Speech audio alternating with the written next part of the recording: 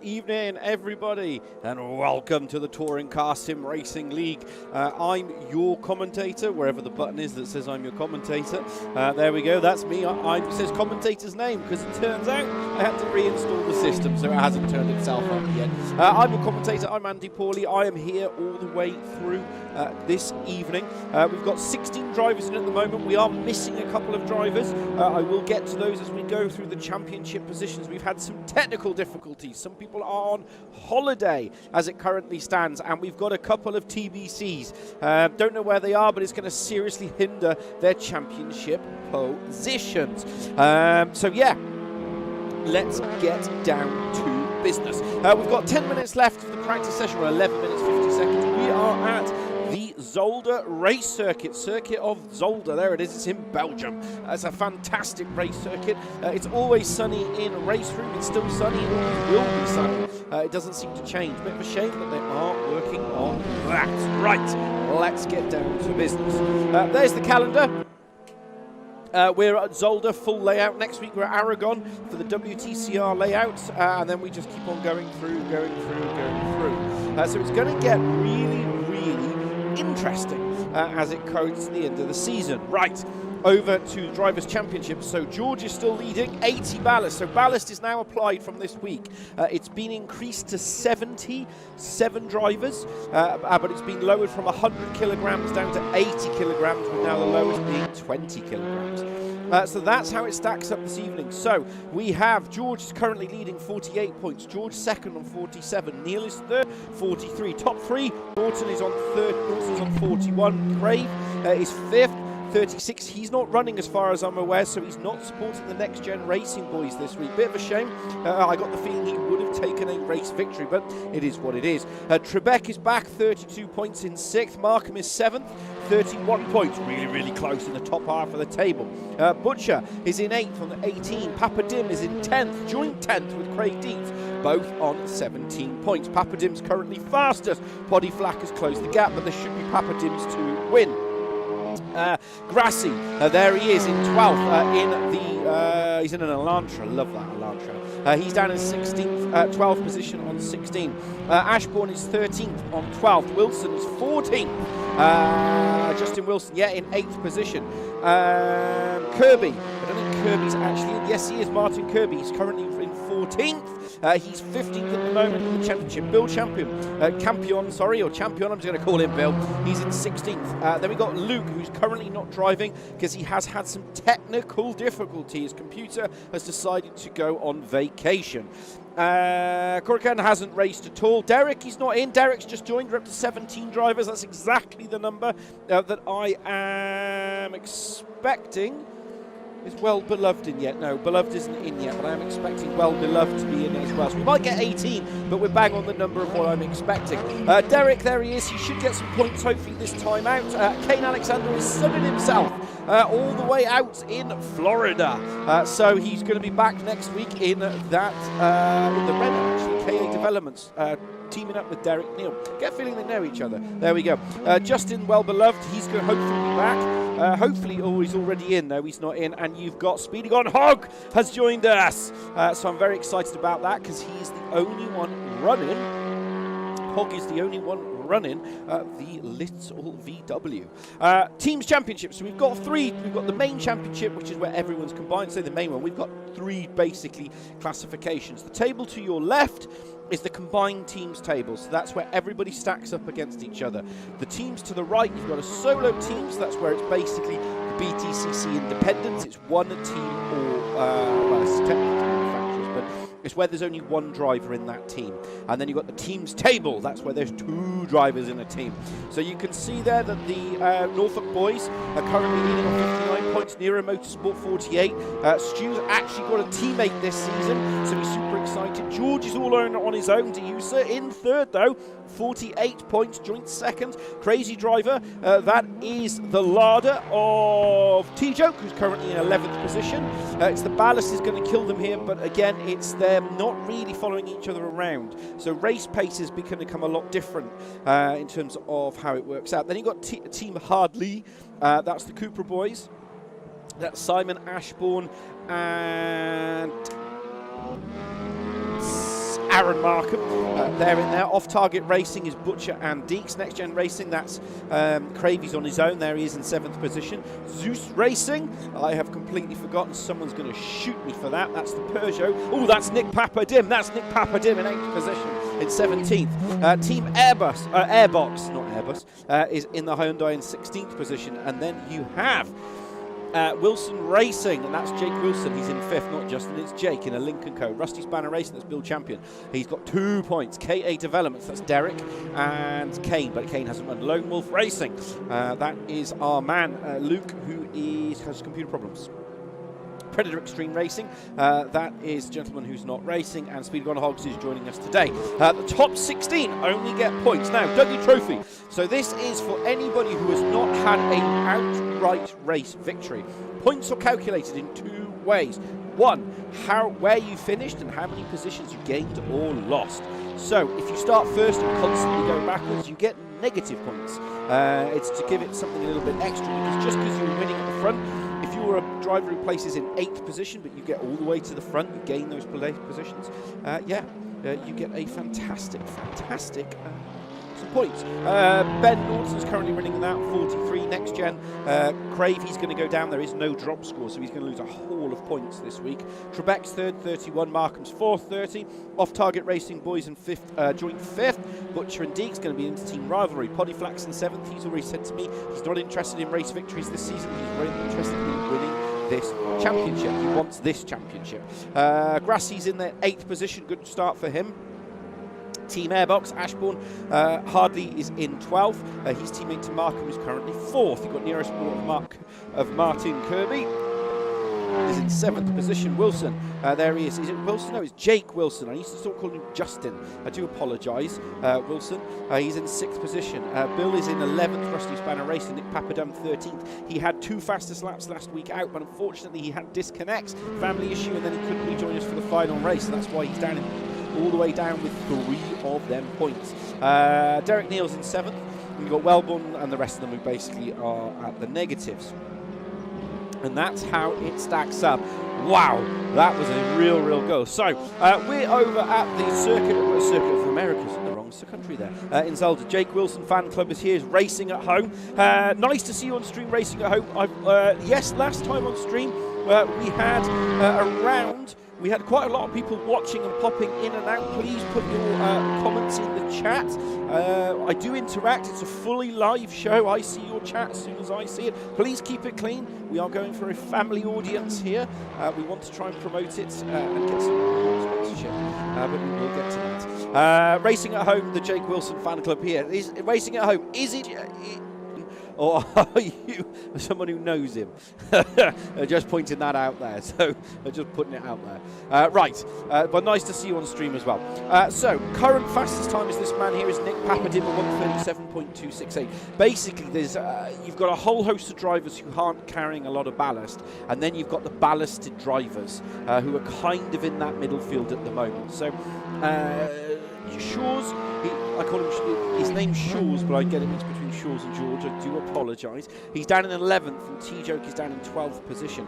Butcher's back out on track again. Again, he's not having any balance on board, but Hyundai Elantra. I love that camera view. Love that camera view. He's not got any ballast on board the Hyundai, but he's struggling a little bit as it stands at the moment in terms of trying to get lap pace. Even in post-race interviews from last week, let's have a look at Neil. He's in 8th position. He's 7/10 off. He's kind of in that mid-pack, but again, he's carrying. He's just as we went through. He's done. Let's put auto direct on. Just as he's gone out in terms of putting places, again, he's carrying ballast. 80 kilograms the maximum, and he is now carrying 60 kilograms on board that car. So 80 kilograms, to give you a rough idea, for Shaw's is roughly a second slower than what we're seeing for Papadim. Now, Shaw's is roughly around 1.1 seconds off pace, but Shaw's is all the way down there. He's in 11th position there. You can see him 1.12 seconds off the board, screen to your left. So, is that really going to push him anywhere? I don't think so. I don't think it's really going to put him anywhere, because we saw this last week out. He was kind of in the mid-pack, not really putting any sensational times in, and then all of a sudden, he just absolutely puts it on second row on the grid. This man here, Crazy Driver's T-Joke, in the only man running in that Russian yellow, bright yellow Lada, a slight colourblind, so sorry if it's orange, number 30 there. This is the start and finish straight. It's absolutely powerful, an absolutely mighty car if you can get it to work, but it's got absolutely no ability to turn through corners. He's 9/10 off, so he's got closer to the board. Papa Dim's going fast as Poddy Flack.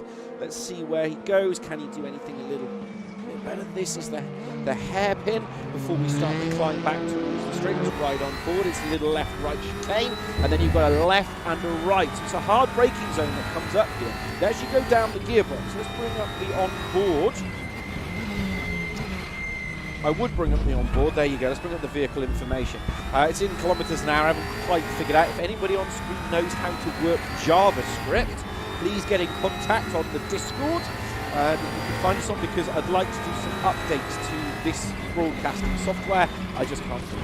A little left side here, and he's outrunning himself. He's run himself wide all over the track, so that's a no-go. Yeah, he's back in the pits again. T-Joke's going out. He's now 1 second off. He was 9/7, but he's just nowhere near that now. So he's a little off there. We've lost a driver again. Someone's in and out, in and out. Yeah, there's lots of computer problems going on. So it's one of those. 16 drivers is what I'm expecting. It's what I've always expected. When you have 22 sign up for a season, maths dictates that you roughly end up with 16 to 18 through that whole season for various things. There's Hog. He's in the Astra. Sorry, it's a really nice looking car back. He's in the Astra. He's not in the other car that I can't forget. There's Jake Wilson. He's in Wilson Racing, number 5, currently 5th fastest.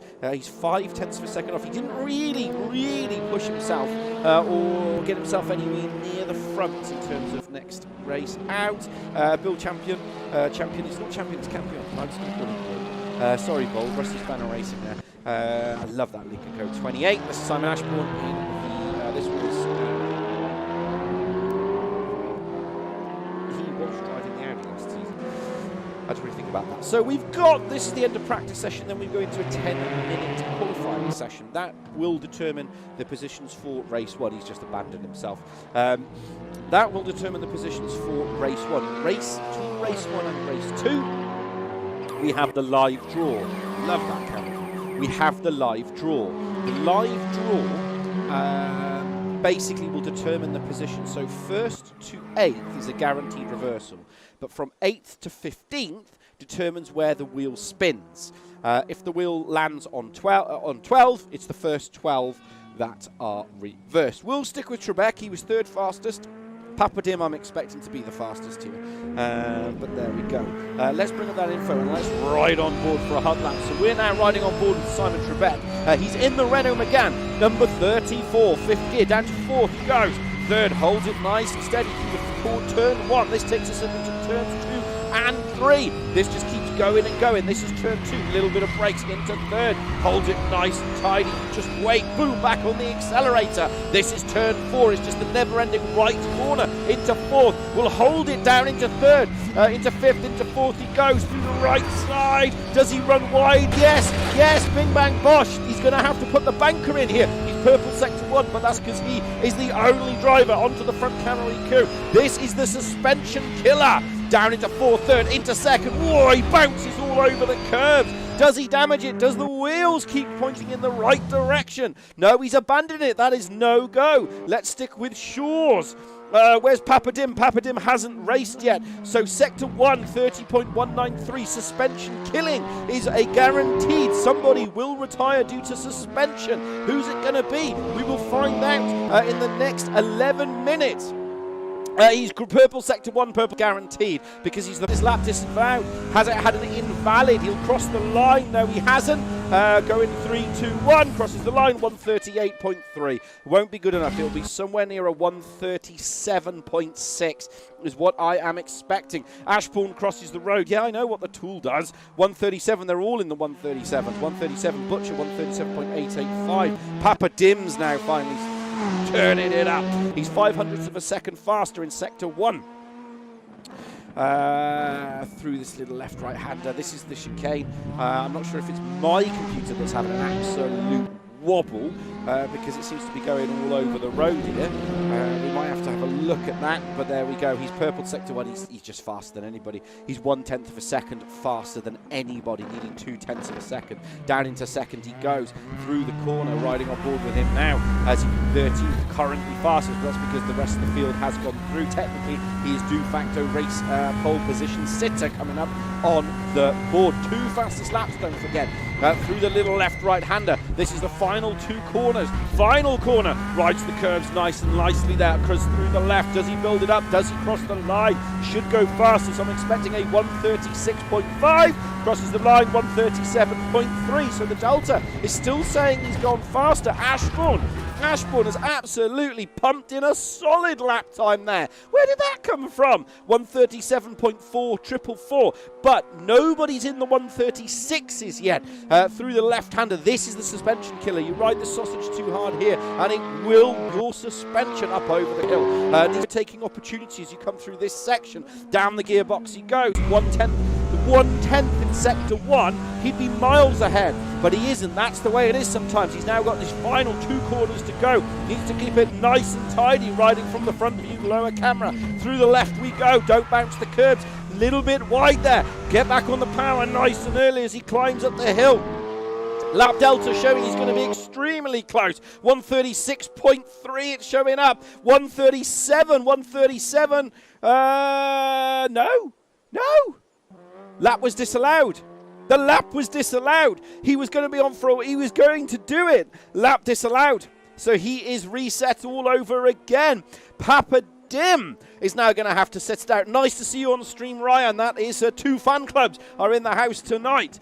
We are keeping an eye on the rest of the board. Neil is put into 5th. Butcher is 6th. T-Joke is up to 7th. Wilson is on 8th. Good prime time position for him. That's where you want to be, around 8th position. Guaranteed to be toward the front of the grid in race 2. Shaw's is in 10th, but he's improved his time. He was a second off. He's now 7/10 of a second off, and Norton's right behind him.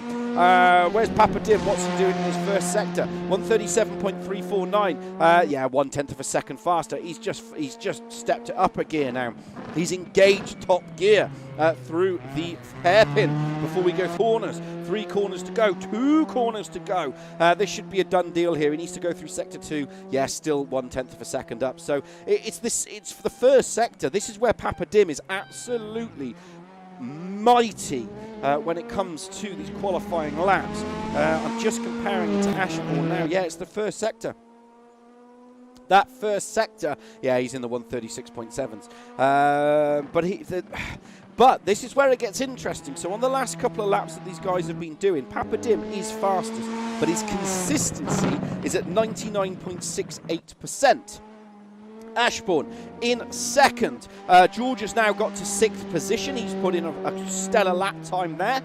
He's up to a 1:38.092. 3 penalty points that he's been issued so far, if you are interested. T-Joke has just gone up to 6th position as we're keeping an eye on Papa Dim. Let's keep an eye at the back of the field. Craig Deeks is on he was on for a new lap just as we crossed to him, and the game reset itself. How are the guys doing? But anyway, as I was saying, Ashbourne's just gone faster again, 1:36.712. Has he done that?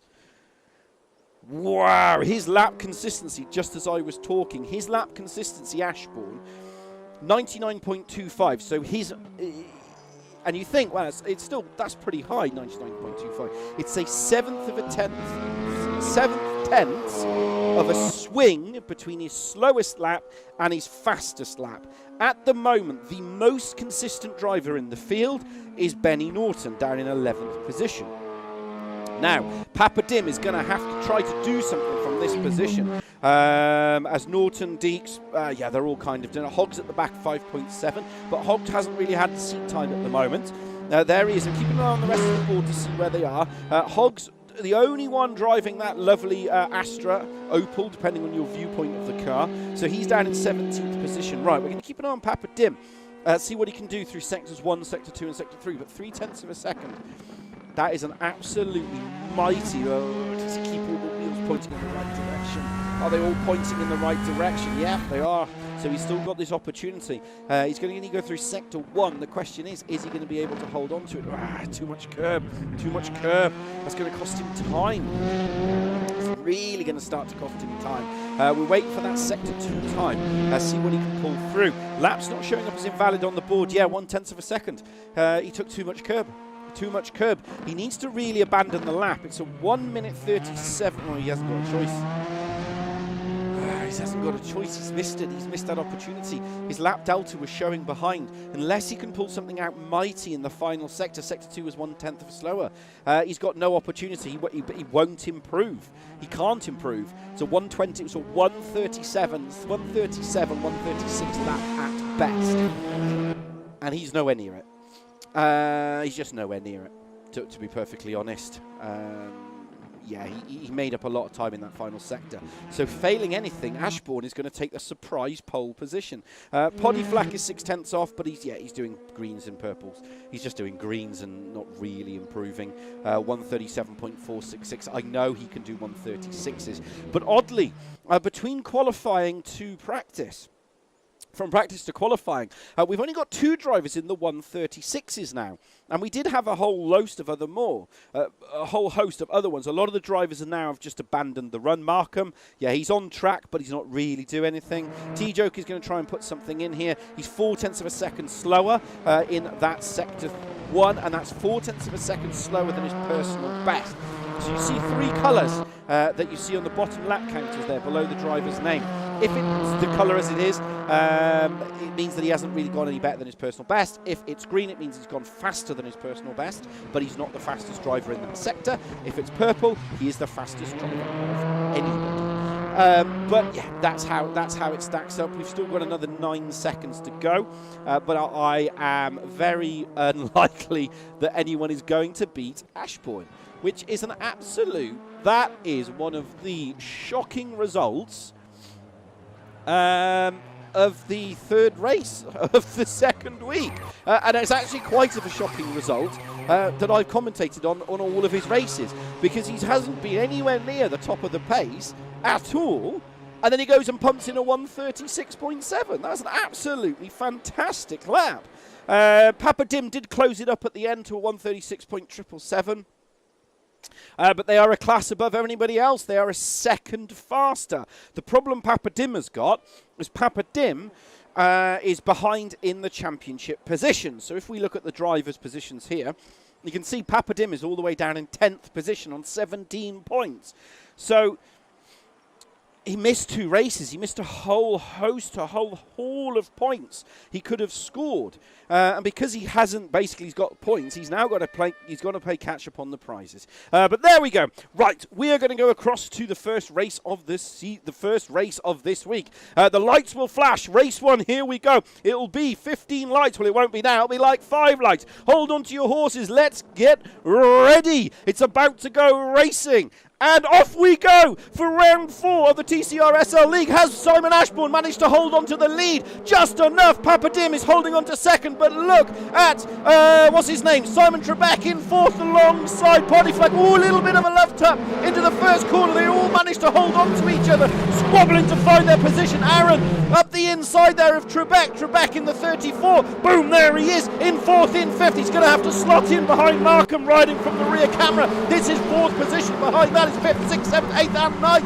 There are the 2 cars of Stu Neal and George, both in the yellow coloured cars. White coloured cars, sorry. Oh, somebody's off. Somebody's gone off in the background. That's Martin Kirby. He's gone off into the distance. They're all going to squabble through into the first line. 1, 2, 3, 4, 5. The entire field squabbling, bang, bang, bouncing across the curb through that chicane. It's going to get very, very dangerous as they climb up over the top of the hill now. Back to the lead battle. So in 2nd position, riding from the rear camera, this is Nick Papa Dim. Behind that, in that 25 Alfa Romeo, that is Poddy Flack. Behind that, in the 96, Aaron Markham, and Trebek is right behind that. They're all sorting themselves out, trying to squabble to find the position. Riding on board now with 2nd position. Right behind is 3rd. Don't forget, down the gearbox we go into 2nd. Keeps it nice and tidy. 4 wheels pointing in the right direction. That's what we need to go forward. Through the left-right corner we go up to the last two corners of the first lap, leaving this to fourth battle. You can see they're all squabbling to find position. Markham is now defending from Trebek. Ooh, he's really late on the brakes there.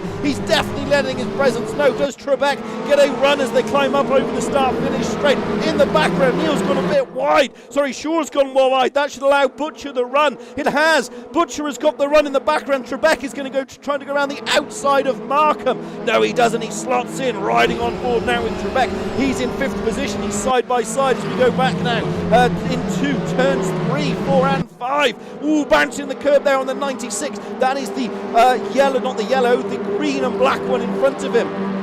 That is fourth position. You can see them here. And there's the Lincoln Colt, Jake Wilson, really starting to find his feet in this championship. It's only race 4, but there we go. That's how it is sometimes. And on to lap 2 we go. In the front, Ashbourne is defending for all his worth from the back of Nick Papadim. Podiflax in no man's land. Trebek now has got a much better run, but he's also having to defend from Jake Wilson as we ride from the rear view camera of car 4. There is 5 and 6. Look at Jake Wilson. This is an audacious move. He's tried to go around the outside. It's compromised his exit now. And look at Stu Neal. He's in 7th position. He's in that 99 Seat. Right behind that, Butcher has got past Shaw's on the last lap. Butcher, don't forget, has no ballast. Shaw's has got 80 kilograms. In his post-race chat, he was saying it's like he's missing him. Podiflax's car is having an absolute internet spasm. Whoa, up the inside he goes. Up the inside he goes. You've hit the replay button. We'll have a little look. He's backed out of that one. It was only going to end one way, and that was not the way he wanted. But at the front, Ashbourne and Papadim are driving away, 142 and 143 respective. Everyone else is in the 144s because Markham is showing ahead of Podiflax, but Podiflax on the board is ahead. Right, we leave that battle and rejoin the battle for 11th position. So right behind that, Podiflax has had I think Podiflax's car wasn't spazzing. I think he broke the suspension. Norton there is trying to go up the inside of Deeks, but Deeks is saying having none of it is very much. If you can put your elbows out, I'm going to put my elbows out. No love lost in love and war. Ashbourne is now getting passed by Papadim, trying to keep up with everything. Papadim is on the left side. He's the number 76. This is the lead battle. Norton is going to come in as well. Those will be side by side. Boom, there they are. Norton's got past Deeks. Ashbourne is going to go up the inside. Nice to keep it nice and tidy. Riding from the rear view camera now. This is first place, man. There's second. Look at Aaron in third. He's just blocking the entire field. Trebek is still trying to get past him as we go through now into the suspension killer. Riding on board with second place man Nick Papadim. Bing bang bang. Left right we go in the number 70. This is a Peugeot 308 versus a Seat. 2 different countries, 2 different nationalities, 2 different manufacturers, both fighting for that golden trophy prize. Both want to win this. Both want to be on position 1. The question is who's going to do this. Aaron is still holding up the crown in third.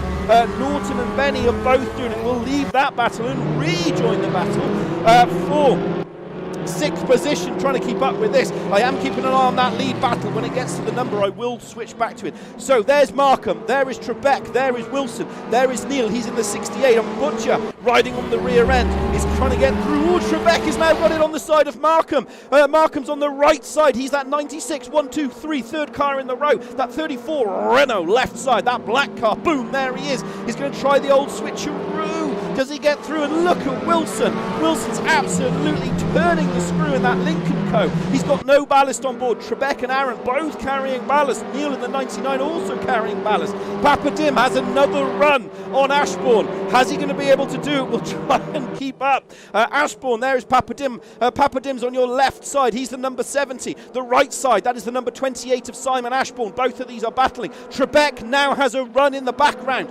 No, he doesn't. Yes, he does. No, he's having to defend. Trebek is having to defend from Wilson. It's a 2x2. No one's going to go through there without damaging something. Trebek's been compromised. Neither of them wanted to yield. Has that damaged Trebek? Has Trebek got damage? Let's ride on board. Look at the wheels. He's got 1, 2, 3, 4. That's really not going to help him. Really not going to help him. Count the wheels. He's got 4. Are all the wheels pointing in the right direction? Let's have a little look. Boom. Yes, he's still on. It's game on for 4th position. That's allowed 3rd place man Aaron Markham in the 96. And look at the number 79. There's contact. There's contact in the back. Shaw's and Butcher. Contact, that's allowed T-Joke to go through. I can't believe it. Where does T-Joke and Shaw's? How far do they end up? I cannot believe it. Butcher there has managed to be and hold on to 7th. Trebek is still fighting the back of Wilson. Sparks are flying all over the road. At the front, Ashbourne is now 0.3 of a second ahead. 8 minutes to go. But we'll keep an eye on that. So there's 1, 2, 3. 4th position, that is the number 68. 1, 2, 3, 4. Count them. 4 and 5. 68 versus 34. It's the 34 is half of 68, and 68 is double of 34. It's who's going to be the prize winner here. Who is going to be the trophy? Neither of them are race winners here. Trebek was almost a race winner last time out, but Neil took that victory from him, and now he's really having to fight. Shaw's is attempting to pass T-Joke again. There's Shaw's in the 79. He's in that white Seat, and you can see he is right at the back of a gaggle of cars, all basically now clustering up behind Stu Neal. Jake Wilson and Trebek, yes, through that section of corner again, and that's the problem. That section of corner, it really hinders it. Now Ashbourne is relieved a little bit with 3/8 of a second. You can see T-Joke here. This is 8th, 9th. There's Butch. I think Butcher's got damage. Martin Kirby's also out at the back. Stevie Hogg is doing a 1.6. Derek, stellar job, and Derek. Bill Champion and Roy Grassi and Ben Norton are all together. I am keeping an eye on them as well in the battle, but Shaw's in 8th, 9th position in the number 79. Right side of your screen is going to attempt to go around the outside of T-Joke, but he's just going to push, he's going to leave him enough room and push him off the road. George is not having a torrid time, and it's because they're all fighting to get into 8th position. That's why they're fighting. That's why these two are absolutely defending from every piece of tarmac and battling from every single piece of road, because 8th position guarantees you that you will be somewhere near the front of the grid in race 3. That's why it's important. That's why they're battling at the back here, because normally you think, oh, I'm at the back, why would I battle? That's why I would battle for that. Keeping an eye on this, Trebek and Wilson are still going. So is Norton and Grassi in 11th and 12th position. We'll keep an eye on this battle going. Trebek, we're going to flip to the Trebek battle.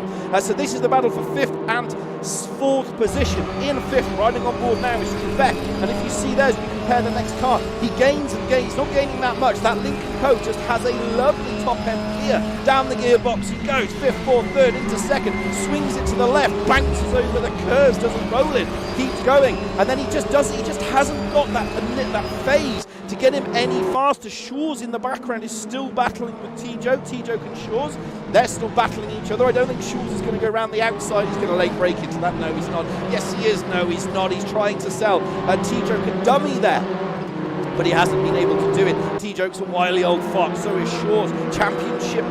Double championship winner, that number 79. So he is absolutely knows what he's doing. But they're all trying to battle to get a good finish for race 3. That's why they're battling. It's sensational stuff.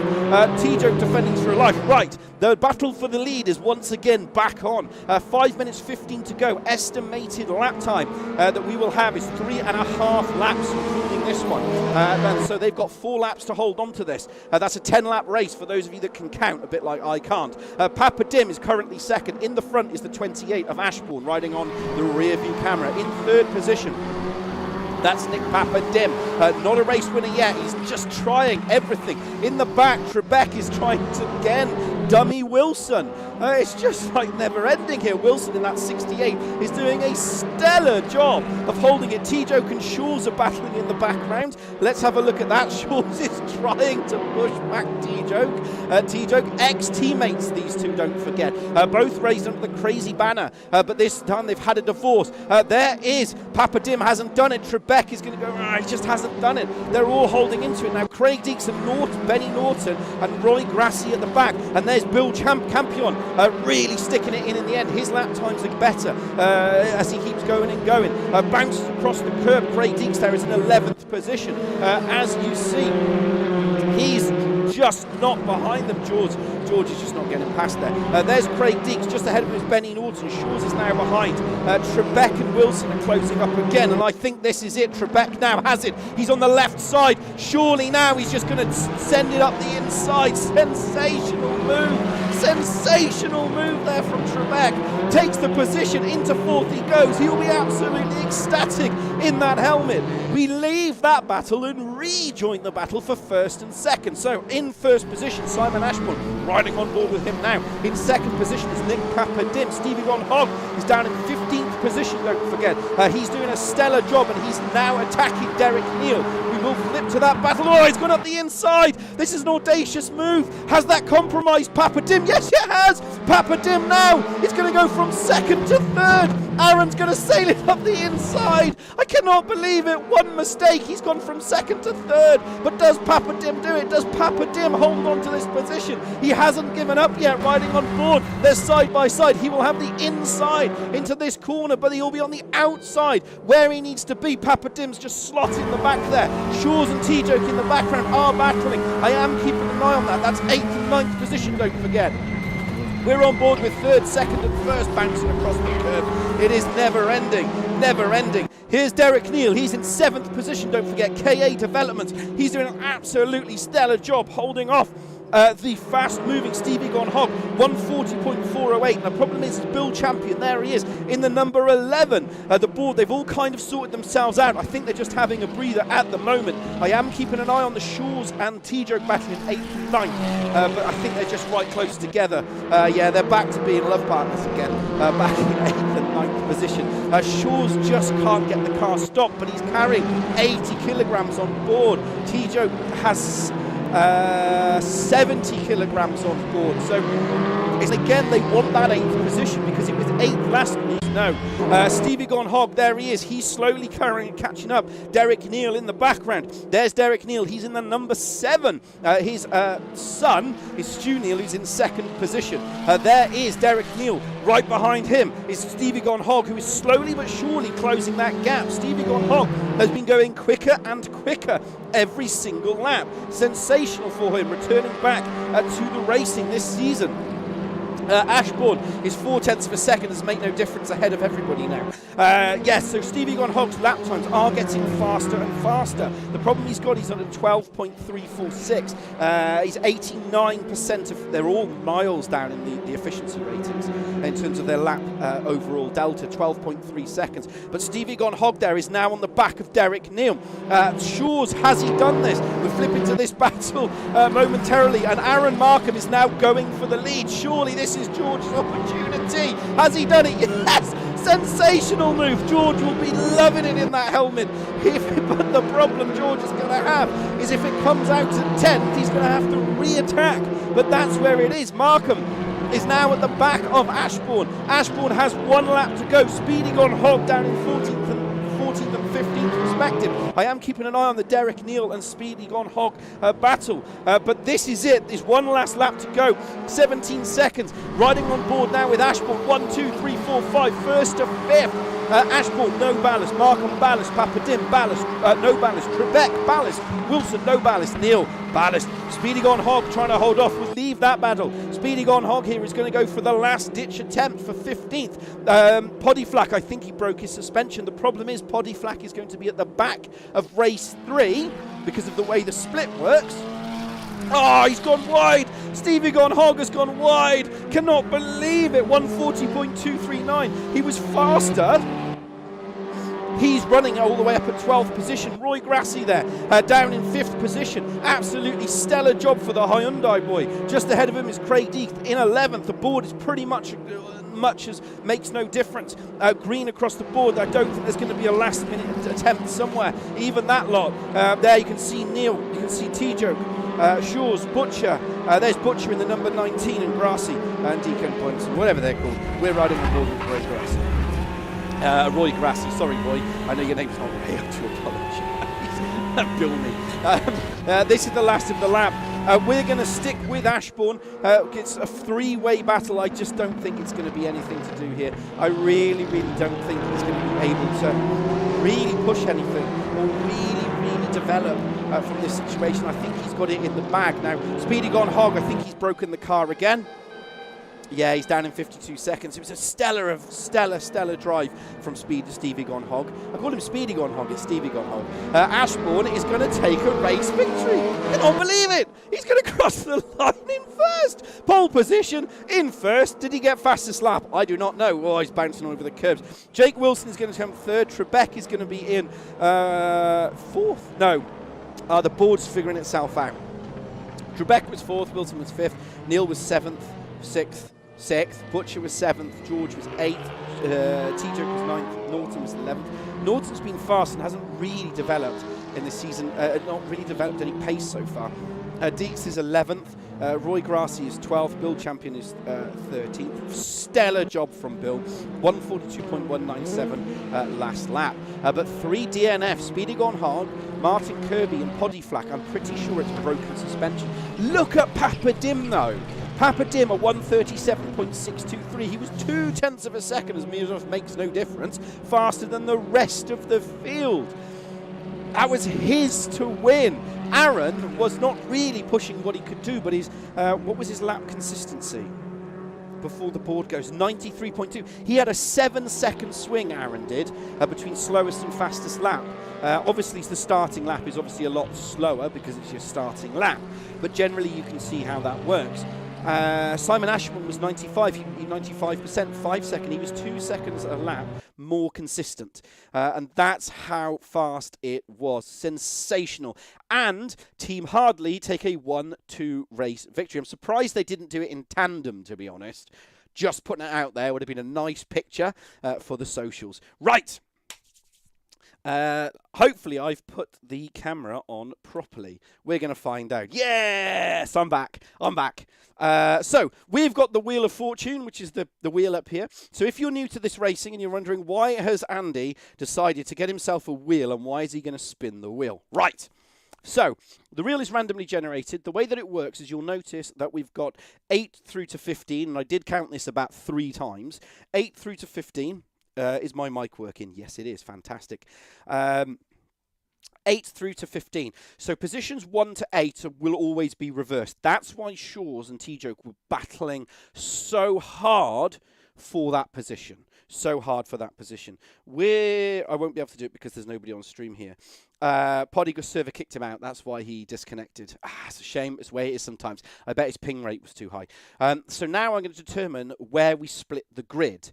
So we're going to dial it now, and you will see it live on stream because I'm doing this live as you are, and we are going to split at, it better not be position 8.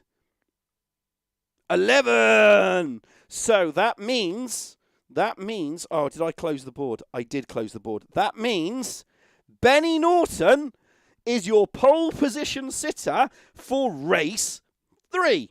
Absolutely sensational. Brilliant stuff. So Benny Norton is going to be on pole position, followed by Butcher, George, T-Joke, Stu Neal, Jake Wilson, Markham, Trebek, Poddyflack, Papa Dim, and Ashbourne is going to start all the way back in 11th position. Right, we have to go now join the second server.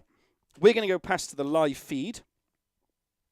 And we are going to join the server, and then we will quickly pop in to meet some drivers. Jake Wilson's in here for the first time as well, which is absolutely sensational. Let's go across to the... I think it's that one. We're just going to wing it. We're just winging it. Because unfortunately, that's sometimes what happens on stream. We have to deal with things as they happen. Right, can everybody hear me? Yes, sir. Hello, everybody. We've got Jake Wilson in for the first time. Nice to come and join us in the chat. I've lost my mouse, by the way. That's why I sound like this. First of all, I'm going to start off with position 11 is reversed. Oh, great. Which means Butcher starts Craig, second. Craig's on the front row. We just do 8th instead, like 8. No, Norton is on the front row. Norton and Butcher. Norton, Butcher, T-Joke... George, T-Joke, Neil Wilson. 11th, did you say, Andy? 11th. Yeah, he said 11th. 11th. Did you say 11th or 7th? 11th. By any chance, are you 7th? That should be Craig on the front row then. I was 7th. Craig was 12th. So Craig should be on the front row if I work that out right. positions 1 to 11 are reversed. Not run a reverse grid. It's a reverse grid, isn't it? I've joined late for this. Is this we reversing to 11 again? Yeah. No, Yep. we're reversing to 8. Oh no, it was 8 It last was week. 8 wasn't it? last Yeah, week. It was 8. Sorry, Yeah, Aaron, I reversed. couldn't What? fix Okay. it this week for you. No, it's fine. I mean, I it's can't fine, really it's fix fine. it from was that qualifying? Oh, that's qualifying results. Yeah, so you As I probably say, are right, to be Craig- honest. You probably are right. Finished 11th. Yeah, whoever was 11th is on pole position. As I say, Come on, everybody, Craig. this is a whole Come live on. stream, and sometimes things just go wrong. Right, we've got 4 minutes to go. We've got a couple of regulars in here. I just really want to quickly talk to Jake Wilson. He was in, Really? he finished 5th behind Trebek, I believe it was. It's by 1,000. Take us through that. From last week to this week, you look like a completely different driver. I think it was the steering ratio and steering lock. That's quite literally it. Because I felt the same issues at the start of practice and then realised, wait, those numbers aren't right in the top right.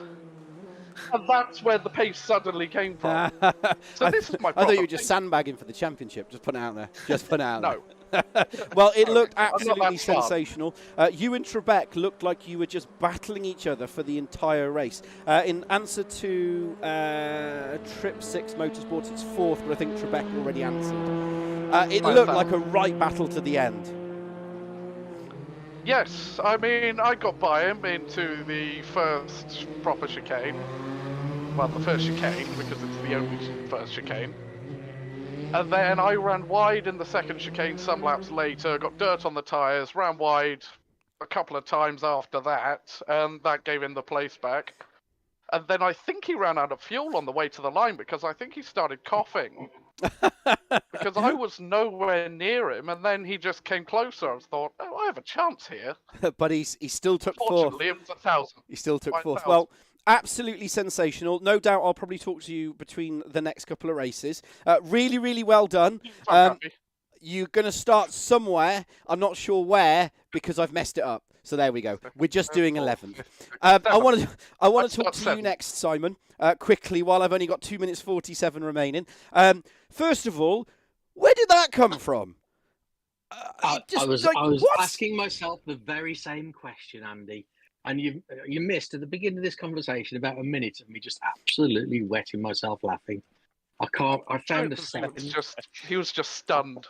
I found a second. I've never gone that fast. I found a second in qualifying. I don't know where it came from. Not a clue. I mean, it was absolutely sensational in terms of. I mean, it was very. I mean, Papa, you were. I mean, you weren't only faster. You were what, 0.3 of a second. I've actually got the qualifying results. Funny enough, because that's the thing I did record. So I won 36.712, and then Papa Dim closed up to a 136.777. And Papa Dim was, he made that one mistake, and then Aaron just went woohoo, popped in. At that point, and by that point, quickly with us a minute ago, did you almost feel a bit of sense of relief because you had your teammate behind you because he was pushing and pushing? No, because Aaron was quick at the end. I think I blocked Nick a little bit. I'll be honest, when Aaron got past him, but I'll have to have a look back at the replay. It wasn't a deliberate block, but that's what you have to make foresight. The Otter Hood, yeah, we've done well tonight. The Otter Hood was telling me quite late on when he was alongside me. I cut him off quite early on, and because he didn't tell me till it was too late that he was alongside. So I'll check the replays, and if I need to apologise, I will.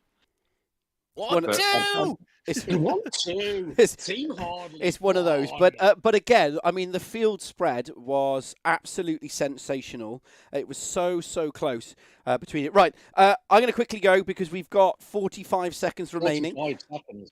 And wish you really good luck for race 2, and your same Russ as well. Really good luck for race 2. Mate. I'll pick up more with you, Russ, in the end of race 2. Good luck. Good luck. Thanks, pal. Good luck. Right, as always, is it that one? It's probably this feed that we actually want. Yeah, it is now. As always, sometimes we are slick, sometimes we are not slick. And it looks out today that I am in the latter of the category, it turns out. It's asking me how was the call. Let's say it was a good call.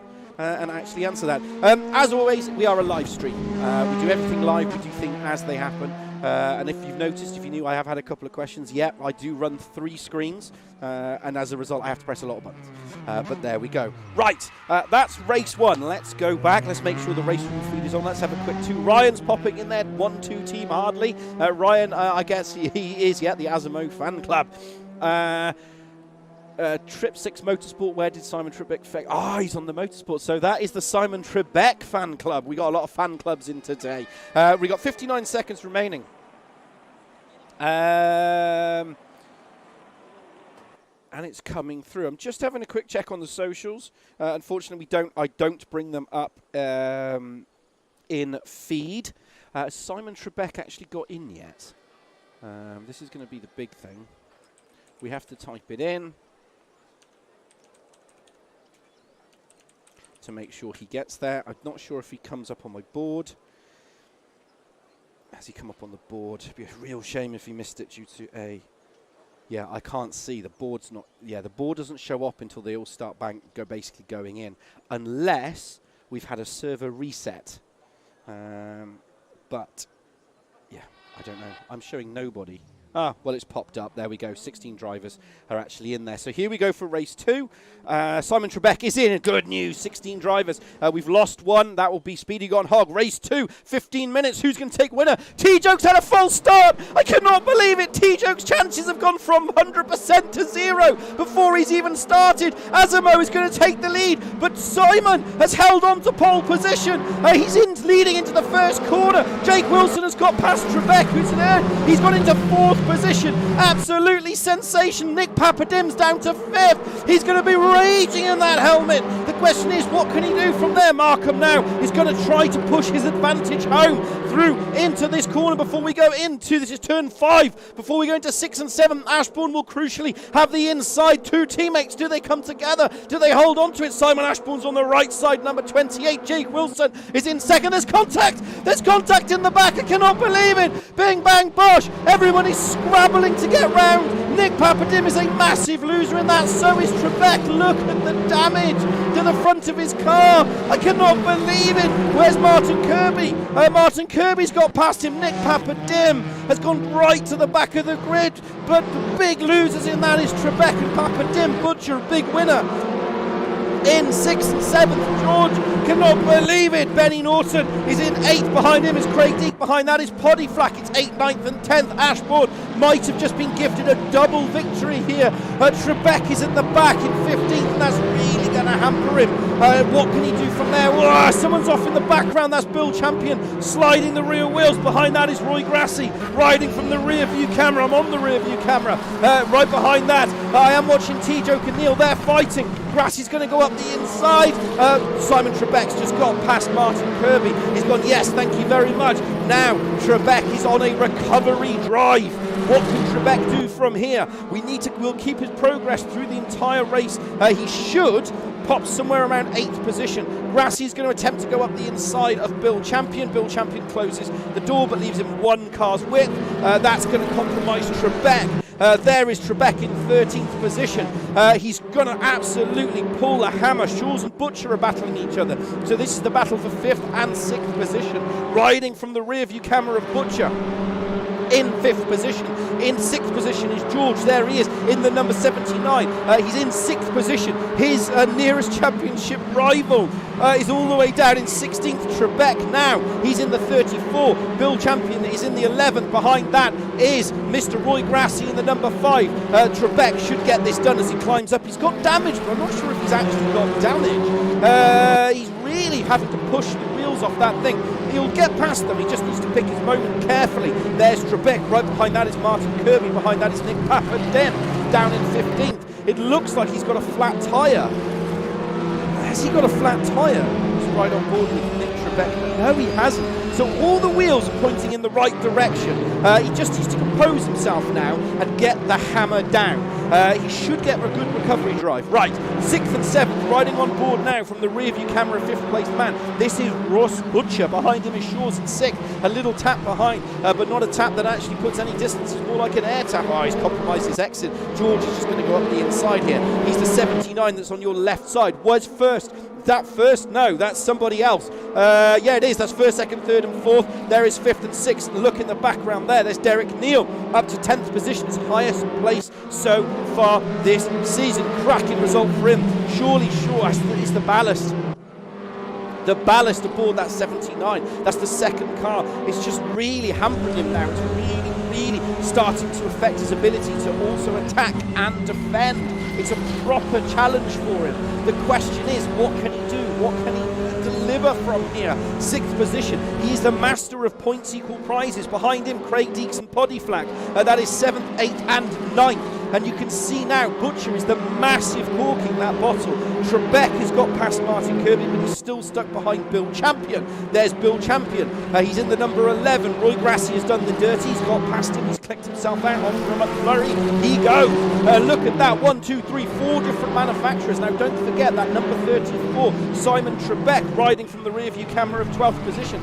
Trebek here, he's going to have damaged aero. Papa Dim is also stuck behind Kirby as well. The problem is, Bill is not the fastest driver out there, but he's an absolutely stellar defender. He's defended against, what's his name, Poddy Flack in a previous league. Yeah, he's left him through. This should be Trebek. Trebek should get this done as he gets, yeah, he's got it done. He's ticked out that box. He's currently running at a 140. Now he's been released, we should be able to see his relative pace.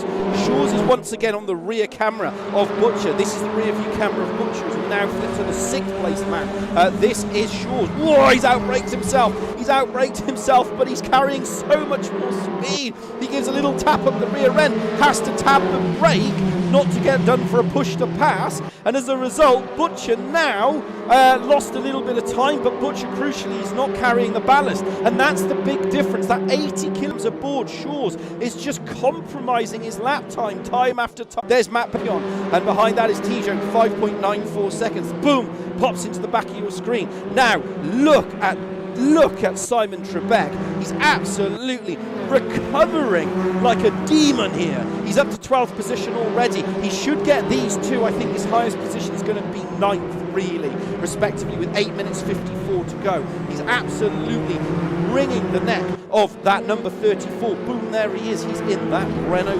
Megane. Trebek is running on his own, don't forget.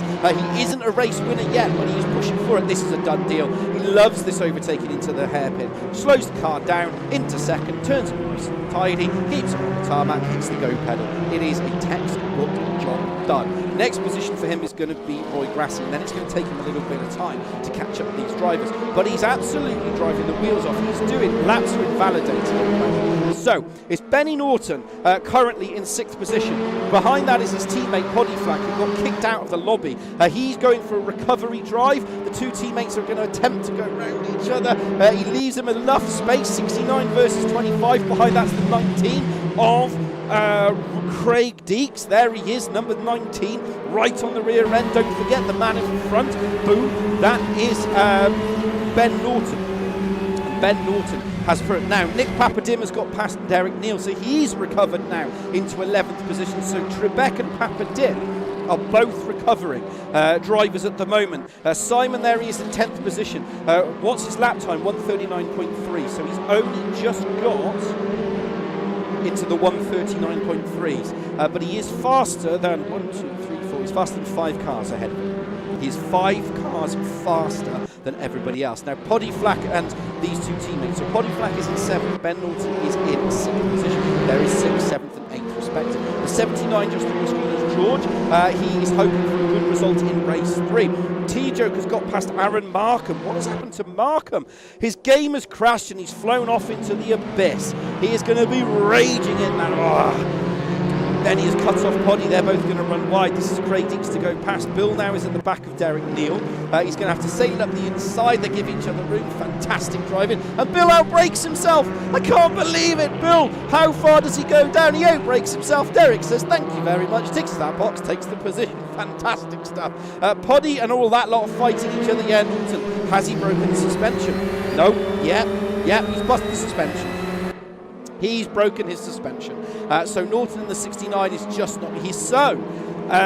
Simon Trebek in 10th position has a real opportunity to recover into 8th here.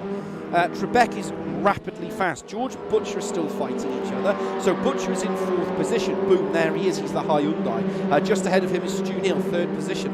He'll be absolutely ecstatic with another podium place. But the ballast... It's all going to come down to the ballast next week out. And Aragon, that's what's going to be really, really tasty. Craig Deek is into 7th position. There he is in the number 19. Behind that is Benny Norton. Roy Grassi is up to 9th position. Trebek is recovered to 10th. Papa Dim is recovered to 11th. Neil is in 12th. Champion's in 13th. Kirby is in 14th. And he's trying to press us home. T-Joke is in 15th and attempting to do it out. Aaron lagged out, so he's had lagging issues.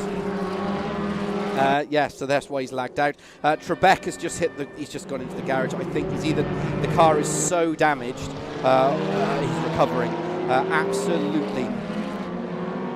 Absolutely horrific there for Trebek. He should have, it's a shame, must have sustained some more damage because he was on for a good solid 10th position and 9th. It would have been a good recovery drive. So Jake Wilson is into 2nd, Stu Neal is into 3rd, Butcher is into 4th position as it currently stands. George is in 5th, Kirby is attacking Bill Champion, and there is T-Joke at the back. He's in 14th, attempting to do all he can. Bill Champion is on the left side of your screen. He is the 3rd, second car in the row.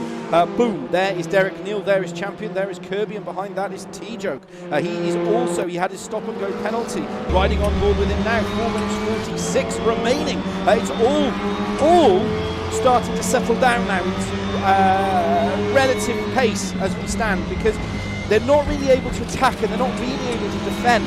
Everyone's just kind of holding station. The lead battle is slowly getting smaller, but Wilson's going to have to do something exceptional if he wants to get past Ashbourne. It's 3/60, 0.2 of a second. George is battling with the 4th policeman Butcher, and T-Joke is trying to go past Kirby in the background. But this is where we're going to stick for the moment. This is Simon Ashbourne riding from the rear view camera in 1st position. Right behind that in 2nd is Jake Wilson in the number 68. So Jake Wilson in the number 68, he's got faster and faster and faster. Like he said, he fiddled with some of his settings, and he's right up the rear end. He's fiddled them enough that he's nearly up the rear end of Ashbourne. Absolutely sensational stuff there. Needs to keep it nice and tidy, nice and clean. Doesn't want any dirt from the exhaust, otherwise it's going to be game over. There's Stu Neal. There is Russ Butcher and George. We're watching out for the lead battle. It's a 1:38 lap is what we're looking at, really, 1:38.5. So, for those of you at home wondering how many laps that is, estimated lap time is 3. It's going to be 3 laps, 10 laps. For this round. The question is, who's going to do it? Who's going to be able to do that? Aaron Ashbourne, I had so much car and suspension damage from the first chicane incident. So there's a lot of damage, no doubt. As we always say, time and time again, we only ever see one thing on stream, but this is the battle for 4th position. They're in 4th is Butcher. Behind that is George in 5th. And T-Joke is now tempted to go past Derek Neal for 12th position. But we're watching the battle for 4th position at the moment. Papa Dim is attacking Roy Grassi. They're all over each other at the moment. This is where the battle is. The lead battle is now up to 0.6 of a second. T-Joke is now alongside Derek Neal. This is 12th. T-Joke, can he do? Yeah, he's just got so much more confidence in that car. He has so much more ability to drive around. He ticks the box, checks himself out, says thank you very much, and off he goes. Bill Champion's up to 11th. That's his highest finish so far. He'll be absolutely ecstatic with that so far. But with 2 laps to go, I get the feeling he's just going to get mugged by T-Joke. I think 12th position is going to get mugged. The question is, does he get mugged enough? He's doing all right. Jake Wilson's attack is slowly falling off now. He is quicker than Ashbourne, 1:38.7 versus a 1:38.4 on the last lap. But there's 2 laps to go. He's 0.8 of a second off now, so unless 1st and 2nd are able to do anything, I don't think it's really going to deliver anything from here. Looking back at the middle of the field, Craig Deacon 7th and 8th. These two are fighting each other as well. Butcher and George have been fighting each other for 4th and 5th for the entire race. They've been pushing each other as fast as they can go. George is once again up the rear end of Butcher, but Butcher just doesn't have the ballast on board. So Butcher's able just to maintain that pace as we get through at Sector 1. And that's where Butcher is just able to basically drive away from George. It's that Sector 1 pace. Papadim is now on the back of Roy Grassi in the background. That's in 10th and 9th going on. We'll keep an eye on that battle as it unfolds because Papadim will be recovering into 9th position. Obviously, these are all provisional results. T-Joke is now on the back of Bill Champion. What can Bill do? Can he hold on? Papadim and Shaw. So 4th and 5th the battle, and 9th and 10th the battle. That's Roy versus Nick. We are watching Bill versus T-Joke. Yellow versus blue. 11 versus 30. It is Russia versus China. All battling it out. British driver battling it out with I actually don't know where T-Joke is from. I apologise. I do apologise for you. Somebody will tell me. Simon Trebek was saying car was knackered, heavy hit to the rear, then wall. I'm presuming that was from turn 1 incident, which was very, very shaky. 35 seconds to go. This is the last lap. There's going to be a second position, a second win for Ashbourne this time out. Markham there, no doubt me and you killed both of that first one incident. I don't think Nick Papadim's going to be able to do anything. Is Butcher going to hold off George? I think he is, to be honest. And Ashbourne is going to take a second race victory. So somebody who has not been anywhere and decided that he can't race very fast is going to take his second race win. No, he's not. He's got 1 lap to go. My math was completely out. Is absolutely Aaron. Is from Hungary. Thank you. Somebody's told me where he's from. He's from Hungary. It's Hungary versus Britain. There you go. Fighting each other. Butcher has 1 lap to go to defend from George. George just can't get round that section. He can't get through turns 2, 3 and 4. He really struggles here because as we see from the rear end of Butcher, he just gets the drive. George has run wide. George has run wide. That's going to allow the 25 of flak. Whoa, a little twitch there from Butcher. Does he get a brown trouser moment? No, he doesn't. He holds on to it. But George now has to defend from Poddyflay. He's lost it. He's lost the position. George is down to 6th position. Papadim and Roy in the background are also fighting each other. I'm going to keep an eye on this battle. He's going to hold on to it right back to the other battle. So Poddyflak riding on board now from 5th position. In 6th position is the 79. As he's sailing up the inside, he tries to sell him a dummy, force him to destroy the suspension. Has he destroyed it? Has he got 4 wheels? Let's count them. 1, 2, 3, 4. Yes, he has, and it's all pointing in the right direction. That is key. He needs that to deliver it. Papadim, I get the feeling. So this is the battle for 9th and 10th. In 9th is Roy Grassi. In 10th position is Papadim. It is Peugeot versus Hyundai. 5 versus 70. Does Papadim get these? Oh, braked himself! I can't believe it! I can't believe it! Roy Grassi was on for 9th and down to 10th he goes. He had the wobble. Papadim recovering into 9th, says thank you very much. Ticks the box, clocks himself out. He'll be going home with the champagne. Does Butcher take the hold on to 4th position? Yes, he does. Sensational there from Butcher. Poddy holds on to 5th. Shaw's. And don't forget, ladies, gentlemen, and people of non-gender specific, Shaw's is carrying 80 kilograms aboard that car. He's carrying 80 kilograms and he's held on to 6th position. Ashbourne takes another win. That's a double victory for him. Wilson's in 4th. He's in 2nd. Trying to hold on here. He'll be absolutely joyous with that. Neil is in 3rd. Didn't really pay any attention to Neil in any formal manner. So Ashbourne has done the double there. He's got fastest lap and he's race winner.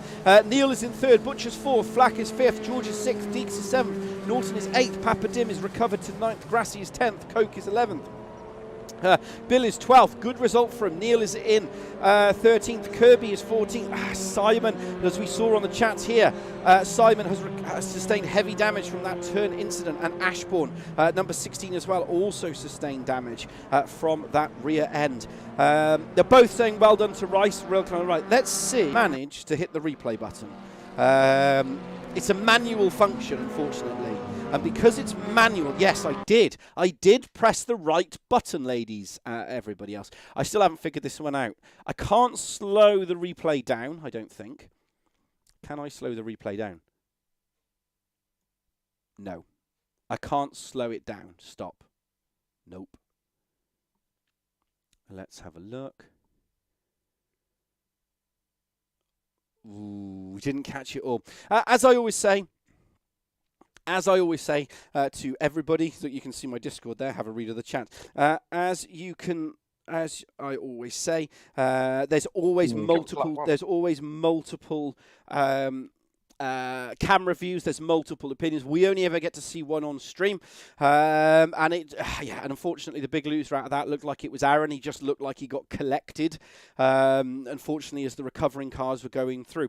But that's it. Sometimes that's racing. No doubt it will get looked at. That's what the instant process is for. Sometimes you have good days. Sometimes you have bad days. That's just the way it is sometimes. Right, we're across to the driver interview. Have I got everything sorted? Yeah, roughly enough. Let's work on that. Right, let's go across to Simon Ashbourne to begin with. You can't see it. Yes, you can. Simon, congratulations on doing the double. Wow. Where did that come from? That's exactly what I was thinking. Even after I've put quite a bit of practice in this week, but I was not gaining any pace. So 2 solid results. I'm quite happy with that. I'm a bit gutted for Aaron, but Jake pushed me hard in that race. But I think I had a bit more pace. I think Nick pushed me harder in race 1, to be honest. I don't know. It just all came together tonight. Nice change. So last week was an absolute mare. I mean, it's like complete polar opposites, really. Like you said, you've had some practice. Do you find that you just connected with it today? Do you see? It's a bit easier to drive, or the car just came alive in quali, and as I said, I found a second. I think I was just way more aggressive on the curbs in quali than I ever have been before, because I was always worried about the suspension. But I'll let you catch up with the other guys because you always talk to me. Well, but I'm quite happy. First, right? I'm going to talk to Aaron next because I didn't get a chance to talk to the Asimo in race 2. Is the server live yet? By any chance? Yes, it's on. It's on. Is the password? What's the password? Exactly the same. Race 2 with a capital R. I'm having to do this live. So yeah, that second race before you got sent into the Shadow Realm. To be honest, it looked like from the replay that we just watched, unfortunately you were an innocent bystander to the incident before, the incident behind. Yeah, exactly that. I don't know what happened. I'm a little bit sad because when I know it was Tribex McGann that caught me, I had rear suspension damage. I had a slowdown. I was basically driving with my hands at about probably 10, maybe it's 1 o'clock on the steering wheel just to keep the thing straight. And just as I managed to figure out how to drive, I lagged out. Oh, it's a real shame. I mean, from race 1, second position, and this one obviously back towards the back of the grid. But but on the positive, if you look at it this way, you've technically scored 2 12.5 point place finishes. Yeah. So it's not a complete disaster. No. So you have to take, I'm always looking on the positive side of things to make sure, we keep going. So it looked a real shame there. But, I mean, let's go back to race 1. Race 1, you really look to struggle within that opening sector of the race. And then did you find that because there was the guys behind were starting to battle, you looked like then you just settled down a little bit because you weren't looking in your rearview mirrors? Can you still hear me? Or have I lost it? No, we can still hear you. So basically, I had a little bit of a battle with Simon. I made one mistake. I think he's called Simon Trebek.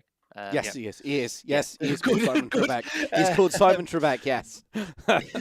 So I had a little bit of a battle with him, and I was praying that he would stop battling because I knew it would slow me down. And I could see that I was gaining on Simon and Nick specifically in the second chicane, only in that zone, because that's probably the only area where I get away with carrying a little bit of ballast. They were side by side for so long, eventually I reeled them in, and as soon as I was back within slipstream, that was it. I was on their pace. So I was probably taking, if they didn't battle, the pair of them in front of me, I'd have maybe been on their pace or a tenth slower. But because they were side by side for so long, I could creep up. I knew I was quicker than Simon Trebek. He had the 1 lap pace, but I had the race pace. And yeah, just managed to sneak up. I saw that chance with Nick. I had 1 chance to get past, and I knew that. And I took it. Just took it, snatched it from the drawers of victory. And then I had no chance of talking to Simon, but I kind of tried to indicate I lifted off on one of the straights as if to say, like, I'm not going to challenge you for the win because I know Simon's not won in a little bit, and I thought he deserves this. So a 1-2, a no risk 1-2 was good. I am surprised you two didn't come in and do like a photography shot at the end. I'm going to be honest. I thought that was going to be on the cards. You know, do a photo finish like the Merc boys do. But right, the flying Coopers. Really well done. I probably won't get a chance to talk to you, Jake, before the next race, but I will talk to you at the end of race 3. I just want to quickly go to yourself, Russ.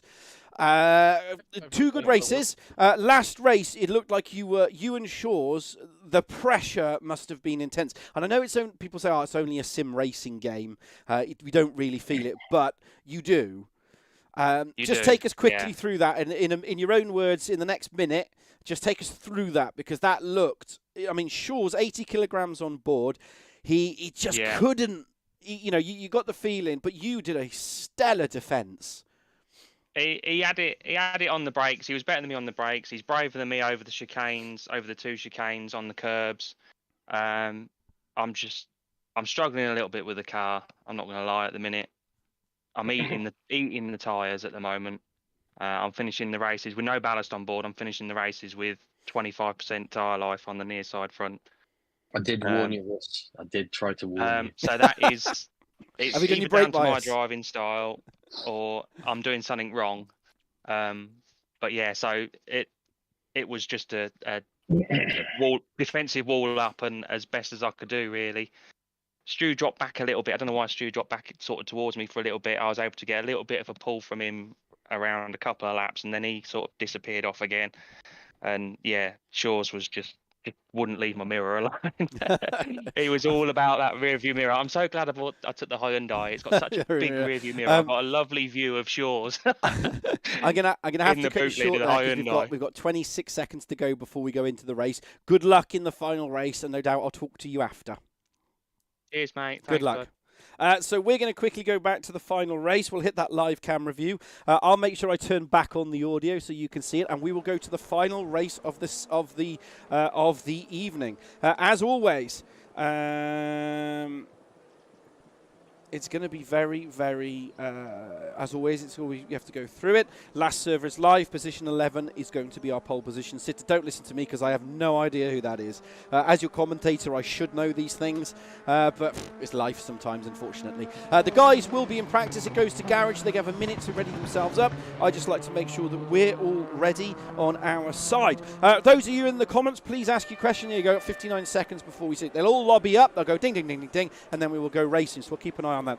Simon Trebek is in there. Nice to see you. Unlucky in race 2, but you've got absolute solid pace there. Fantastic. Looking forward to you and your outcome in race 3. Aaron Markham, Lee looking for that. T-Joke, looking forward to what he can do in race 3. Poddeal, don't forget, will be at the back because unfortunately he had a race 1 disconnect due to lagging, so he's right at the back. Trebek Motorsports. Oh yeah, they're all in there basically. They're all saying hi. And Ryan, nice to see you again, Ryan. It is what it is. 21 seconds to go for the final race of the evening. This is round 6 of the Touring Car Sim Racing League. Here we go. Watch those lights. 14 left to go.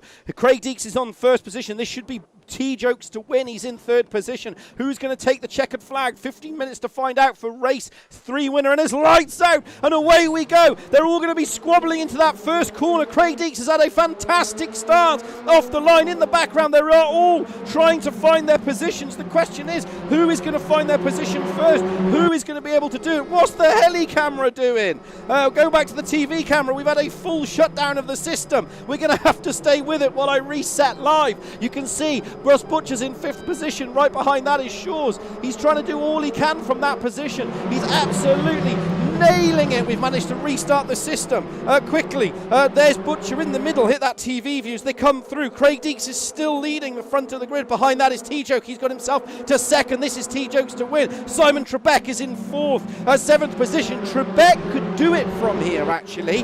Jake Wilson and Trebek need to work together to deliver the results, because Simon Trebek, T-Joke has got past Craig Deek at the front. This checked himself out. Look in the background there. Shaw's is bouncing across the curbs. Shaw's has got it the bit between his teeth. There he is, 3rd in the row. In the background, Craig Deek. He's in the number 19. Nick Papadim in 9th position. They're all going to squabble to sort themselves out. 11th back to 1st was reversed, don't forget. There's Aaron Markham in the 96. He's gone up the inside of the number 19. That's Craig Deeks. Into 8th he goes. Sensational stuff. Then you can see Trebek now is at the back of Neil, riding from the rear view camera of Neil. He's in 5th position. Behind that is Trebek. He's in 6th. Trebek is just going to sail it up the inside and hold on to the corner. No, he's had to shut the door back from the fast attacking number 68. That is Jake Wilson. We're riding on board now with Jake Wilson, and you can see just ahead of that is 6th and 5th position. T-Joke is 0.3 of a second ahead of Norton. Shaw's is 1 second off Norton now. He's attacking the back of 1st place man, but he's not close enough. Wilson is right at the rear end of Trebek. Neil, he's going to go up the inside. Trebek and Wilson side by side. It is Link versus Renault. Who is going to be League of the Champions? Who is going to take the race? We don't know just yet. 1 lap to go. 9 to find out. Through the right hander we go. This is turn 5, I think, up over the crest of the hill. As we ride from the front view camera of Jake Wilson, he's in 7th position. This is where Jake just gains so much place, time and speed. Watch that lap delta, 0.3 of a second, and he just rides the curves like a man possessed. Over the crest of the hill we go. T-Joke is battling with Benny Norton. Benny Norton's on the left. Benny Norton has now managed to take the lead. Norton's in front. T-Joke's been compromised. T-Joke's going to go around the outside, but he'll crucially just have to hold it. Norton's run wide. It is Lada versus Audi versus Seat versus Hyundai. 4 different cars. There's the battle by Butcher. Butcher's in the 26. Now you get the feeling here Butcher is going to be able to deliver it. Now look who's lurking in the background. There's Simon Trebek in 6th position. Kept an eye on him through race 2, don't forget, before his suspension mullered him out, because he's absolutely delivering this. He's going to get a shifty on, I think. Watch out for him. Norton and T-Joke are once again battling at the front. Nick Papadim is in 10th. He's battling Craig Deek. I am keeping an eye on that. Trebek is at the back of Neil. Neil's in the 99. Trebek's in the 34. It is white car versus black car. Seat versus Renault again. As we ride through the right-hander in corner we go into 3rd gear. Keeps it nice and tidy. Look at that 99 of Neil. He's absolutely squirming under the pressure. And look at it. You can read it so fast. It says Goodyear. That 34 there of Trebek. Don't forget, he's in 5th position. We are now with 6th position. He's in 6th. It wasn't 5th, it was 6th. There is 5th, 6th and 7th. Nose to tail, door to door. It's an M25 parking lot. You couldn't choose one of the cars. 1st, 2nd, 3rd, 4th, 5th, 6th, 7th, 8th, 9th, 10th and 11th. Right, Craig Deek is at the back. Craig Deek was winning the race at one point. Oh, he's made contact with the rear of Bill Champion. He's just gone into the back of him. I cannot believe it. His day has gone from bad to worse. So he started 1st. He's now in 14th. Bill is doing a stellar job in 13th. Derek Neal and Martin Kirby at the back are also battling each other. I am keeping an eye on the other battles between Trebek and Neal and Markham and Wilson. We'll leave that battle and rejoin the battle for basically anybody in that screen. Pick one. One of them is going to win the race. I don't know which one. We've got 10 minutes to find out. There is Markham. He's in the 96. He is that Seat. He is that green and black Seat. The 28 behind is Ashpool. Double race winner. Papadim's behind, but Trebek just can't get past Neil. Neil is doing a stellar job in that 99. Trebek is left, right. He's applying the pressure. He's turning the screw. He's doing all he can do to deliver what he needs to do here. Neil, don't forget, is carrying ballast. He's third in the championship, so he is carrying 60 kilograms on board. Trebek has ballast, but nowhere near enough. That's why these two are locked together like lockerhorns. Poddy is up to 12th position. Markham and Ashbourne, teammates, look at Papa Dim in the background. Benny Norton is behind T-Joke. Is he going to go for a lunge? Is he going to go up the inside? No, Benny's thinking of it. Benny Norton, there he is. He's the 96. He's the second car riding now from the rear view camera, first place man. This is T-Joke. Behind that is the 69. Behind that is Shaw's. Shaw's is doing one hell of a job in that 79 with 80 kilograms on board. You get the feeling if these two make a mistake, if these two come together, they will allow the other cars to basically drive away. As we ride on board with Jake Wilson, he's all the way down in 7th position. You can see them battling each other. Trebek, 1, 2, 3, 4, 5. He's 5th in the line. He's 6th. There he is, number 34. It's just nose to tail, door to door. It's a hard track to pass at. That's the problem. There's Ashbourne and there's Simon right at the back of the trains. Papa Dim, followed by Grassy and Flack. I can't keep up with what's going on around here. They're all going to be nose to tail. You get the feeling here, they're battling. Second and third are now battling each other. So in the front, that number 30 is Lada versus Alpha versus Sayan. George has gone for the old switcheroo. He's hit the brakes. Has he outbraked himself? Has that allowed Butcher, his arch nemesis from the final last race, to come through? Benny's going for the switcheroo. Benny's going to go up the inside. He gets the car stopped. Bounces across the curbs. Bing, bang, bosh. Does he get it done? Does he go side by side? They're 2 by 2 going into turn 6. I think it's turn 6 it is now. They're 3 wide. You can't go 3 wide into there. It just doesn't work. He's holding on to his trousers. They're bashing each other. A little bit of love tap. They've managed to sort themselves out. It's going to be, anybody would think it was the opening lap of the race, not lap 5. Into the chicane we go. Who breaks the suspension? You can see riding on board from first. You can see 2nd, 3rd, 4th, 5th, 6th, 7th, 8th, 9th, 10th. They are all stuck behind it. George is going to attempt to dummy the 79 of George. He's lagged out. He's had a lag out there. He hasn't managed to hold on to it. Neil is in 5th position. There he is. He's in the 99. He is attacking Butcher ahead. That is Butcher in the Hyundai. Behind him, riding from the rear view camera, is Simon Trebek. Where is Trebek? There he is. He's in the 34. There is Ashbourne in the 28. He's trying to go on the inside of the 68 of Jake Wilson. There he is. Behind that is Markham and Papa Dim.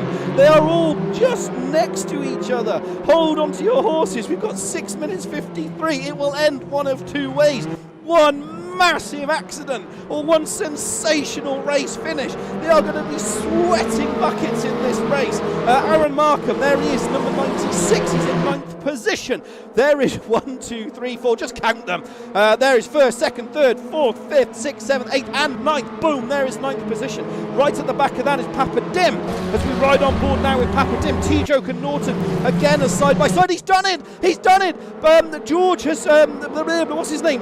Norton has got past T-Joke. T-Joke has had a stellar defence, holding on to the number 2nd position. George riding from is the next one to attack. Where's Trebek? Trebek has got passed by Ashbourne. Trebek has lost out to Ashbourne in all the melee between all the drivers. Butcher now is going to try to get into 2nd. Really clever at the front. Norton is currently winning behind T-Joke. Behind that is Butcher in 3rd. George is in 4th. You get the feeling now they're all squatting themselves out. Trebek is all the way down in 9th position now. Trebek hasn't really materialised in the outright pace. I'd see him. There is Roy Grassy right at the back. And behind that is Poddy Flack. Poddy Flack started at the back. Bill Champion has retired from the race. Derek Neal down in 7th position, doing an absolutely stellar job for KA Developments. His teammate is currently not riding. There is Martin Kirby. I don't know if he's got damage to the car, but I think he's just managed to stay out. He's at 2 minutes 14 on the last lap.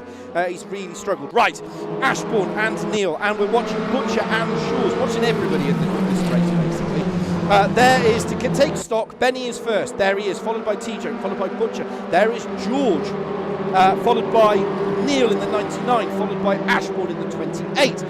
There is Aaron going up the inside of Wilson, but Wilson's just going to go, well, you can go out there, mate, but I'll do the old switch into turn 5, and he just gets the position back.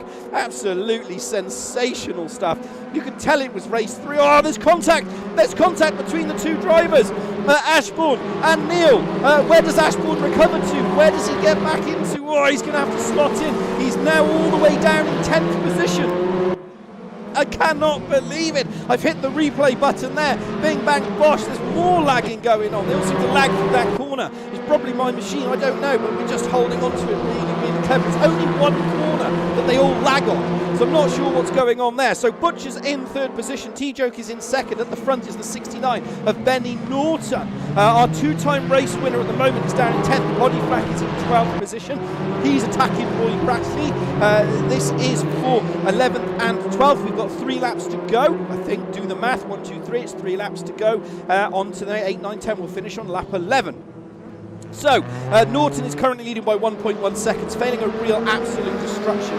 He's going to hold on to that. T-Joke is going to finish 2nd. Butcher is in 3rd. George is in 4th. George is doing an absolutely sensational job in 4th position. Behind that is Stu Neal, and behind that is Jake Wilson. Markham is in 7th, and he's attacking the rear end of rear end of the car in front as we ride on board now. This is Aaron Markham. He's in 7th position, and you can see as we compare the next car. He's getting closer and closer and closer. That Lincoln Co just starts gapping him. When they get into 4th gear, it just sets itself off. He turns it up to 11, spiral tapping style, and off he goes. Right, Butcher's in 3rd. Behind that, that's the 79. That is Shaw's behind the 79. That is the number 99. Whoa, look how much more confidence he has. That's the problem, and that's concertina effect that allowed Jake Wilson to go up the inside of the 99 of Stu Neal. This is going to be close. They're going to leave just enough room. They give a little bit of a love tap. Bing bang bosh. The concertina effect checks himself out. Jake Wilson, ever the opportunist, says thank you very much. Brilliant, sensational move. Right.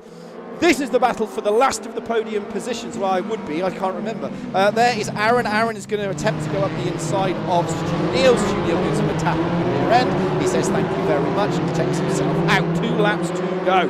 Norton is currently leading, but look at Jake Wilson. He is the 5th car. He's the only Lincoln Co in that picture. Craig Deeks is all the way down in 13th. I think Craig has broken his suspension, and I think Derek and Martin have as well. There is Jake Wilson. He's in 5th position. He is the Lincoln Co. He is that purple car, blue car, whatever you want to call it. Simon Trebek, he is the 3 cars behind. Aaron is in the 96, the 79 for Shaw's. It's 80 kilograms. I know I've said 80 kilograms about 7 times, but he's absolutely murdering the cars. Trebek has now got past Neil. This is what he was attempting to do about 20 minutes ago, but it was 20 minutes minus the race, because the race only started 15 minutes ago. 1 minute 15 remaining, 2 laps to go. No, 1 lap to go, 2 laps to go, 1 lap to go. It's the last lap. Sensational stuff. Is Norton going to do it? Is T-Joke going to hold on to a 2nd position? Is Jake Wilson going to get past the 79? Is he going to take 4th? There's so many unanswered questions, and there's only 58 seconds, 6, 7, 6, 5 to answer it. Sensational stuff. So, it's a quick recap. There is Norton, followed by T-Joke, followed by Butcher. Jake Wilson's going to go up the inside. Oh, he's thought better of it. He's had to tap the old little breakaroos, get back in line. Into 4th, 5th he goes, unless he attempts to sail up the inside. I think it's going to be no bueno, no King Rex for him tonight. He's going to be on his own. Hairpin to go. We have 5 corners, including this one. And you can see here, Poddy Flack will attempt to go upside Roy Grassy. There is the 99. There's Nick Pappard. They've all just concertinaed into each other, going through that corner. They're all nose to tail. T-Joke is a massive cork in that bottle. Aaron Markham is in 6th. He's attacking, so is Papa Dim. Jake Wilson's outbraked himself. I cannot believe it. He's outbraked himself. How far does he go down? How far does he fall past Trebek, past Neil? Does Papa Dim mug him as well? Does he get robbed? Yes, he does. And is it 1 lap to go? There is 1 more lap to go and the man's been mugged. I cannot believe it. There's 1 lap to go and the man's been completely mugged. Norton has slid it out on the outside. I think there's 1 lap to go. Is there a lap to go? Yes, there's still a lap to go. I cannot believe it. It's all on. It's all going to happen on the last lap. T-Joke hasn't given up. He's muscled his way through. He says, thank you very much. Sensational stuff. T-Joke could take a victory running with 70 kilograms on board. And look at Butcher. Butcher's going to attempt to go for it as well. Oh, there's contact. There's contact between everybody. I cannot believe it. He's got some recovery drive. Butcher there is in first position. Markham is in second. George is in third. It's all kicked off on the last lap. I said it was going to be one of two things. Either a massive contact or they're all going to end up getting through, and it looks like it's the latter of the two. Cannot believe it. T-Joke is down in fifth position now behind Nick Papadim. So yeah, he's a massive loser in all of that, and it's all squabbling for the last round. Is Simon Trebek going to get through? They're all sorting themselves out. Trebek's gone for the undercut. Markham's going to get a slow down penalty. Surely now Markham's not going to be able to hold on to that. I can't see anything on the board, so maybe he hasn't got it.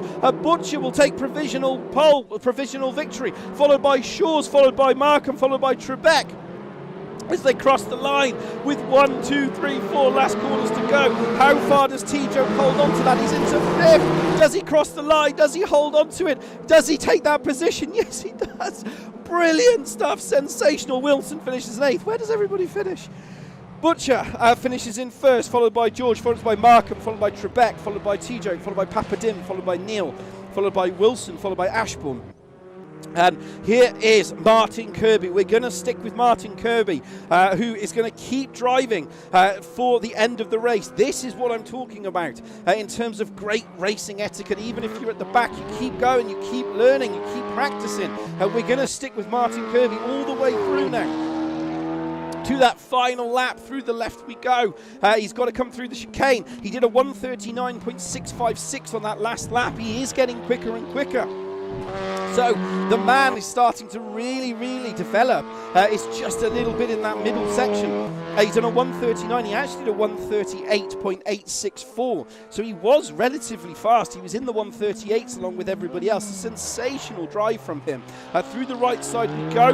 We've got 4 corners left, 3 to go, 2 to go. He's going to cross the line. What does he do for his final lap? Does he get a qualifying lap in? Can he get back into the 1:38.4s? He's done a 1:39.6, sorry, on the last lap. Can he do a 39? Can he get in there? Can he do this? Fastest lap was at 1:38, don't forget. What can he do? Can he deliver this? Can he cross the line? Well, he can cross the line. What does he cross the line? What does he do? Sensational there. A 1:40.454. Couldn't quite get that best lap, but look at that best lap from Martin Kirby in 15th, a 1:38.861. Sensational. Fastest lap once again goes to Nick Papadim. So there is your provisional race results. Butcher is in first, George is in second, Markham is third, Trebek is fourth, T-Joke is fifth, Papadim is sixth, Neil is seventh, Wilson is eighth, Ashbourne is ninth, Flack is 10th, Grassy is 11th, Wilson is 12th, Deeks is 13th, started for pole. Finished 13th. Neil brings home in 12th. Kirby, sensational from Kirby and Neil. I always say this time and time again, really great. You know, keep going. You're getting faster. We can see it in the timesheets. And Bill, unfortunately, I don't know quite how many had DNF, so I think he either had damage or was damaged on the race. But there we go. That is the end of the race then. Right, it's that one I want, it's the camera. What 3 races? As always, as I say time and time again, there will always be things that we see on stream. Right, let's have a look at the replay. I did get something on the replay. Unfortunately, I can't get everything, predominantly just because. So this is the battle. So this is how it all kicked off on the last lap. Yeah, the instant replay thing's a little bit off. As I say, I haven't really had time to fix all this stuff yet. I'm still working on it. Whoops. So what happened here? Comes across. Ooh, yeah. Again, it'll be one of those that has to, you know, at the end of the day, it needs to go for review. Because we've got our own views on that, and they've got their own. You know, it needs. That's why we've got the drivers panel. That's the whole point of that. We can talk about it for time and time again. Right, let's go across to the camera. I want that one. That's me, and we are going to join the live stream chat, and we're going to hit the drivers. And we will go into the chat. There we go. Right, I've gone back into practice again. Hello, everybody. Can you all hear me? We can Yes. still hear you. Yeah. Fantastic. Right, I'm just going to press the escape button. There we go. Three great races. And obviously 2 big talking points in the races, I think, from my perspective. But obviously I don't want to dwell on those too much because that's why we've got the incident panel. That's the point of the incident panel. As I always say for those people watching at home, if we see it on one view and there's multiple other views. Right. First of all, I'm going to go back to Jake Wilson. I'm going to go back to Jake Wilson to begin with. I apologise. I called you Justin Wilson for about 20 minutes. So I apologise for that. I did hear that. You know what? I don't mind. That's, you know, I was a fan of the guy. I'll live with it. I did the same to Simon in season 1, wasn't it, Simon? I called you something completely different than your actual. Yes. What do you call me? It wasn't Ashbourne. It was. I can't remember. I called you It something I was an completely actual wrong. racing driver. So, going to you first. Obviously, please, as always, guys, the other guys in the chat. It's kind of an open chat now, as always, after race 3. So please jump in with your experiences and thoughts as well. You know what it's like. So, Jake, obviously, it's 6 races in with us now. Obviously driving what I think is the best looking car. I am partial to the Volvo. How are you finding it? And obviously last week to this week has been a massive change. Obviously we discussed it briefly between races 2 and 3. We did. But 1 and 2, you mean? That'll do, 1 and 2. I've forgotten it was too intense last race. I'll accept that. That's fair. I was able to see the lead out about halfway through the race from about 8th, 9th, or wherever I was at the time. I'll give you that. So, that last race, obviously there was a lot of battling in that midfield. Is that something? Did you enjoy that? Was it a case of, well, I've got to pay attention to the front and the rear at all times here? Because as you got through sector 2, you seem to have more confidence through the chicane. Actually, that race wasn't actually about confidence in the chicane. That race was actually about setting people up through that chicane to pass them in the next chicane. That's what the plan was in that race. I essentially treated it like an IndyCar pack race. Really, where it's just like everyone everywhere. You've had to really think about your lines. I can't believe anybody had a plan in that race. Sorry, Jake. There was no plan. There was no plan. I had a plan. Halfway through, and I saw, there are cars everywhere. If I just sense an opportunity, I might get lucky at one point. And that's what we did with Marco as well into turn 3. Like, he passed me. I backed out thinking, like, right, I'm going to pass him on the exit. But actually, he was so slow mid-corner, I passed him mid-corner anyway. I mean, it looked again to obviously to everybody here. I mean, it looked intense. I mean, T-Joke in second was a blocker for what I would say about 12 to 13 minutes of the race. Absolutely, I saw that. But again, I was fighting someone, lost a little bit of gap, and then just immediately caught back up again. I mean, that Lada, I mean, going to yourself now, going off to yourself, Aaron, I mean, that Lada, you've driven it, it has so much pace. Mm-hmm. As in, it's not very good in the corners, but it just disappears on the straights. Do you know what? It's a bit, not to be that guy, it's a bit wrong to say that it's bad in the corners. It's actually really good in the corners, and Russ can back me up on this. Yeah. It pulls out of the corner fantastically. The only thing that lets the Lada down is it can't take curbs. And I found that out here when we tested, when we did the grading session. I couldn't attack the chicane like anyone else. No, Shaw's was struggling to attack the curbs. That was one thing I did notice. It was the same at Norris Ring because okay, sorry. The curbs at Norris Ring, Andrew. There was like that almost like a right-left chicane after turn 1. 2, 3, those 5 and 6 curbs were really big. Yeah. So if you took any of those curbs through the chicane that led onto the straight in the ladder, you'd have killed any exit. So it's a really well balanced car. It drives well through the corners, but you have to drive almost to a millimeter. You can't afford to go on big curbs. It really kills the car. I mean, it just looked, but again, I mean, what amazes me, same with Shaw's as well. I mean, Shaw's is carrying 80 kilograms on that car. Yeah. I mean, and he's still driving it into the 6th and 5th position. He's driving it as if it doesn't have. I mean, I can't even drive a car anyway. And T-Joke's got 70 kilograms on board the car. Yeah. Yeah.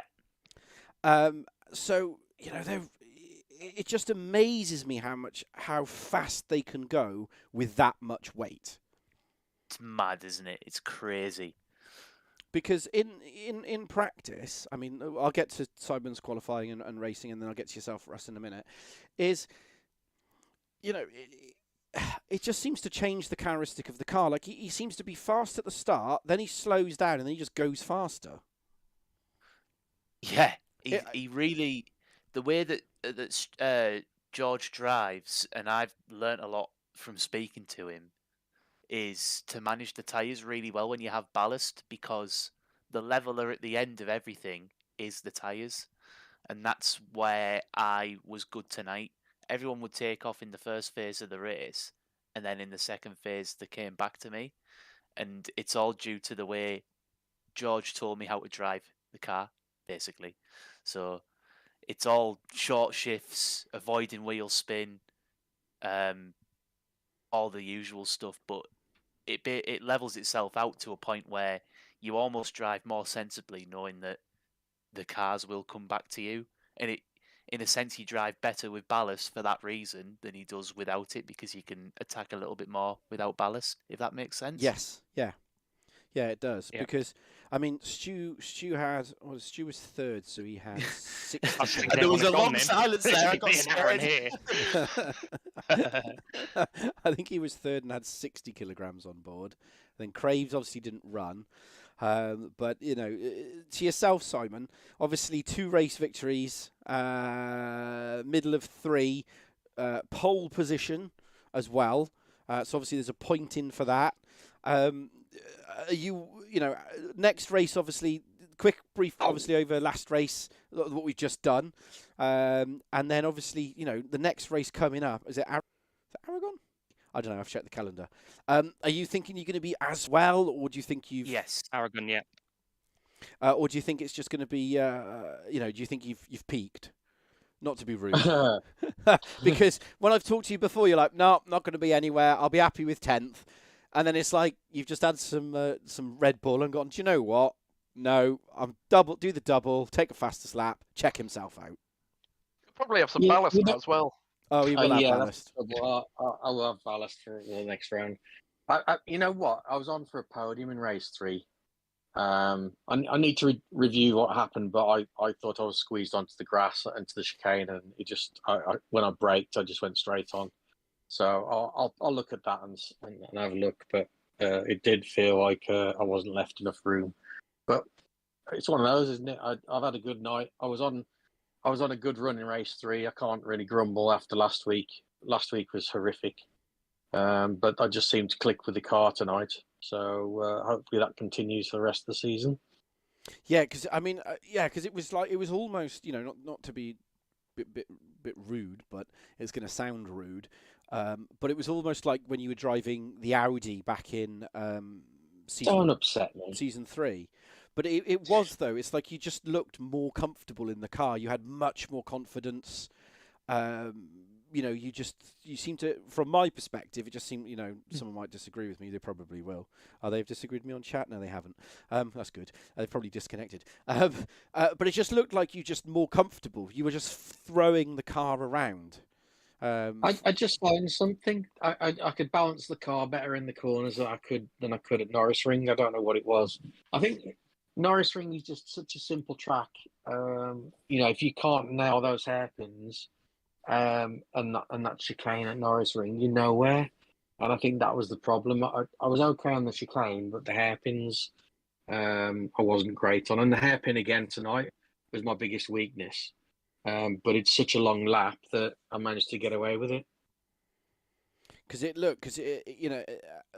Let's just rewind a little bit back now to that pole position lap. I just want to talk about that quickly. To that pole position lap. Did you get the sense that you were just at that point you were just going to go, because in practice I think you're in the middle of the table, middle to the top table. 11. 11. Yeah. 11. So I wasn't really. I'll be honest. I wasn't really expecting you to do what you did. Well, I mean, that was exceptional. I don't know where it came from. I honestly never run low fuel because I'm trying to get the experience and the consistency. I always run race fuel in every run. Mm-hmm. And especially in the practice sessions, you start with cold tyres. It's not the same as the race or the quali anyway. And in the race, and well, particularly in the quali, as I said, I was a lot more aggressive on the curbs than I had been at any time previously. And that paid back massively. And when I saw the delta just in sector 1 on that last lap, I was just my mouth just dropped open, and I was completely gobsmacked. I didn't know where it had come from, and I was just like, "Please don't stuff this up. Please don't stuff this up. You're on a good run. You're on a good run. Make it a good lap." And I honestly don't know where it came from. I just nailed everything, even the hairpin on that lap. I probably wouldn't be able to repeat it because it wasn't just fast. I mean, it was when the lap time went in. I think I've even got because I still kept it. Yeah, so there was only 2 drivers in the 136s, yourself and Papa Dim. But Papa Dim was 3/10 off. He was top end 136, and then he produced a lap as well right at the end. But it wasn't good enough. I'm gonna watch the stream back later just to see how much you squeal when that lap goes in. A lot. There is a lot of that going on. I hope so. But again, it was it's just unexpected. I think would be the word I would use. I wasn't expecting it. It's just one of those moments that you just turned up and I was like, I don't believe it. You know, there are fast guys in this league and they expect to be at the front every week and nailing laps like that. But I don't. I know I'm normally a mid-table runner. On a good day, I can get towards the front, but I did not expect that tonight. Well, very well done. I think we can all agree that was a sensational first 2 races. Brilliant stuff. Yeah, brilliant we stuff. will ignore race 3. Yeah, but I'll be honest. I think I was on for a podium in race 3. If it hadn't been for that incident, I think I was on a really good run. The guys in front of me were all really close together. Well, 9 people can argue that, to be honest. Yeah, the front pack was so tightly packed. As soon as you got near to them, you could get a run on them because they're all holding each other up. Exactly. Like I had that for about a lap where I passed about 2 cars, I think it was. One side user, or however you say his name. Shores. Yeah. Shores. Shores, or as I say, George. That's his first name. Yeah, Shores has told me just call him George because I pronounce it so badly. I've been told just call him George. But I think that's one of the unique things in race 3 though is that I mean I'll be honest, I've never seen a pack like that. You know what? I was really impressed. I think it was about 5 places. And I thought that's really good for my power rankings. That's going to be a good, even if I don't go any further forward, that's a good finish for the power rankings. And then after that incident, I went back down to pretty much where I started. So I lost all those overtakes, which is a bit disappointing. It's one of those things. It's as we always say, is to look at it and submit it. I mean, that's the that's what it's there for. It's what it's there for. At the end of the day, it's that's why we have the panel. That's why we have the review process. That's why it was reformed, because it's we've all talked about this. Obviously, not yourself, Jake, but we've talked about this before. Is in terms of if it's why there's no appeals. It's that case. If you think someone did something, you report it, and if you think you did something that you shouldn't have done, you report it. Because otherwise it just gets it becomes not unmanageable, but it's a self-policing system. And I've seen it in I think Aaron and I think I've spoken to you at length as well about it, Russ as well. So it's the system works because it stops that he say she say stuff. It's a harsh system, I will agree with that, but it works. It works very, very well. So on the flip side of that as well, it stops like the really petty incidents getting Yes. reported where it's like, like it could be a risk of, well, do I dare report this because it could end up reflecting bad on myself, and those types of incidents. It has to be so blatant that you report it. Well, yeah, and I think again, it's one of those things that we saw through seasons 1 and 3, was that people started reporting just like the littlest of taps, Oh God. and you were like, it's a button, it's because naturally you'll get bunching, naturally there's a bunching system, but you're like, and some of them were a bit dodgy, push to pass, shall we say? They were a bit dodge, but it calmed itself down, and it's to be fair, you look at last week, it was 1. This week, there will be some, I guarantee it, but it is what it is, to be perfectly honest. To yourself, Russ, obviously I want to talk to you about provisional race 3 winner. Yeah. Put that in there, obviously. Take us through your night. Obviously, you're, like we talked before, struggling with that Hyundai. And obviously we talked about tyre management before. Is it still the tyres that you're struggling with? Is it the brake bias? It is. No, the brake bias, I think I kind of got a gist of that. It's the tyres really, but luckily with Shaw's and Suzuki out front, the lap times were around about 38, 38.5, 38.3, which was around about my pace really. So I was able to manage the tyres a bit more than I was in the opening 2 races. And then it just sort of came to me at the end. I was more than happy to sit in third and let Suzuki and Ben fight it out. And then Ben got on the grass into turn 2. Them two got together, started fighting through 3, and then on the run into 4, and then I came out of 4 far quicker than both of them combined. Got down to the first chicane. I got a big whack up the bum, and ended up coming out in first place. Don't quite know how it happened, but whoever hit me up the bum, thank you very much. I'll take that. Special boost.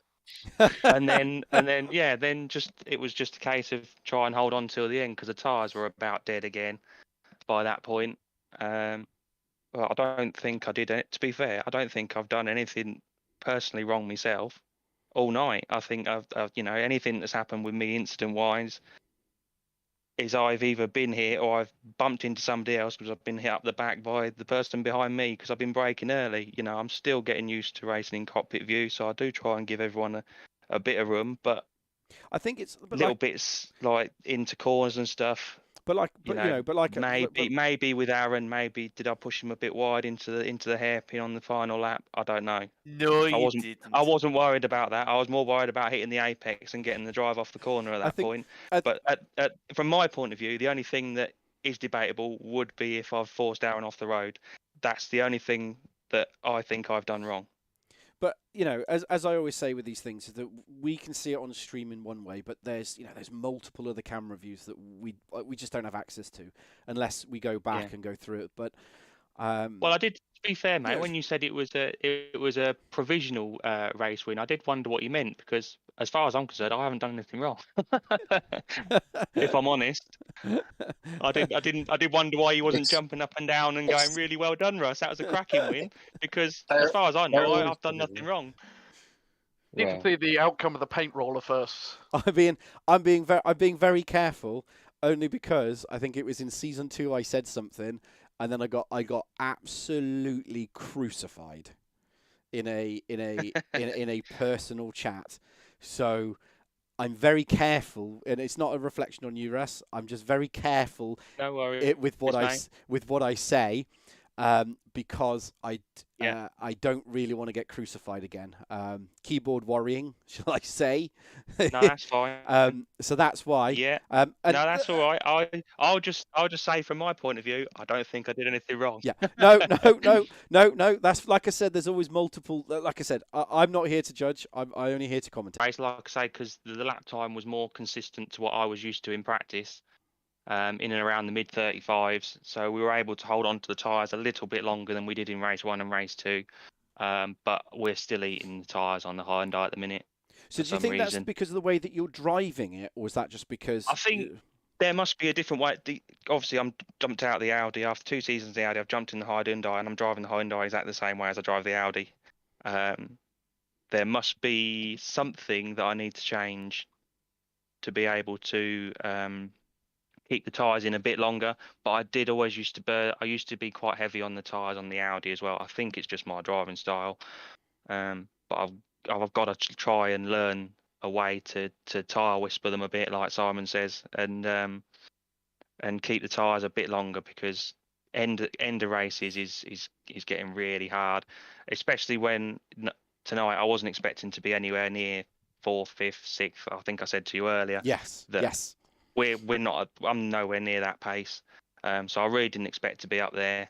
But then, like I've always said, once I'm there, if someone wants to take the place, they need to take it. I'm not going to just hand it over. So if they get a run and they get down the inside, then I'll give it to them. But up until that point, I will defend as very quiet. Oh, I We're was still coming talking, up so to it the turns end, out I've it's obviously all right. lost my mic somewhere, or my voice, one of the two things. One of the two things. So do you think you're going to stick with that? Obviously, you've got to stick with the Hyundai for the rest of the season. Do you think you're going to ditch it? Are you already looking at this moment that you think, oh, I'm just going to ditch this car because I don't want to drive it anymore? Or do you think, I mean, because I look at like Fabio Gil, for example. Yeah. You know, he can extract. Obviously, everything. Yeah, it's not a disrespect to people who drive the Hyundai, but he seems to be able to extract the maximum out of that car. Yeah, I've never seen him run with ballast. ballast. So I was really hopeful Fabio would be in the championship this season to see how far I was off of his pace in that car, and obviously then hopefully kind of try and ask for some assistance. But unfortunately, for whatever reason, his other commitments, he's had to drop out. So there's just the three of us in the Hyundais, and I think we are all struggling a little bit with tyre wear. I've had a couple of quick chats with Roy, and he's sort of finding the same thing towards the end of races, that we're really struggling with the tyres. But that's about it. I think it's the wrong car for the tracks we've got this season so far. They've been very tight, twisty tracks. Lot of quick directional changes. I don't think it suits the Hyundai. The straight lines, yeah, perfect, suit the Hyundai fantastically well. But the corners at the moment, they don't. If we get onto maybe a slightly longer track, maybe Aragon might open up a bit more towards the Hyundai with 2 or 3 quite decent straights on it. We shall see. Well, it's going to be interesting, I think, especially with obviously with how you progress, and it'll be interesting to see if you progress with that car as well. You know, see if it gets faster and faster and faster and faster. Because it is a good looking car. I'll be honest. It's a great looking car. It wasn't as quick. I was nowhere near as quick tonight as I have been in practice. Well, apart from my quali lap, I did a 37.8, I think it was. My fastest lap I've ever been round here is a 37.7 in this car, so I wasn't far off. That's why I parked it after the first lap. There was no way I was going any quicker than the 37.8 that I put in. 1:37.885. Yeah, so after that I just parked it up and got the fuel ready, set it up, got the car ready for the race, and I kind of, at the time I set it, I was in second or third. I think a few people had obviously ditched their first laps and gone back. I was kind of hoping that most of the guys that were towards the top of the table, even the guys with ballast, would be ahead of me, and I would be the first car behind them. And then obviously, if they made any mistakes, I could pick a place or two. I wasn't expecting to finish whatever I did tonight, 7th, 4th, and first. Potentially first. I wasn't expecting that at all. But like I say, if the chance does come my way, I'll go for it. And you'll have to fight me back for it. Shaw's, I think I got a message from Shaw's. I said to him, I bet you're really bored of looking at the back of that Hyundai. He said no, it was fantastic night of racing. So he really enjoyed it. I really enjoyed it tonight. Again, fantastic racing. Doesn't matter where you were. You know, me and Shaw's, especially the first 2 races, because I was holding him up, were off the front pace. But the racing was fantastic. Well, this is a question to all of you, actually. This is a question on the back of what Russ has said. A question to all of you. Obviously, Jake new to the league and the three seasonal professionals.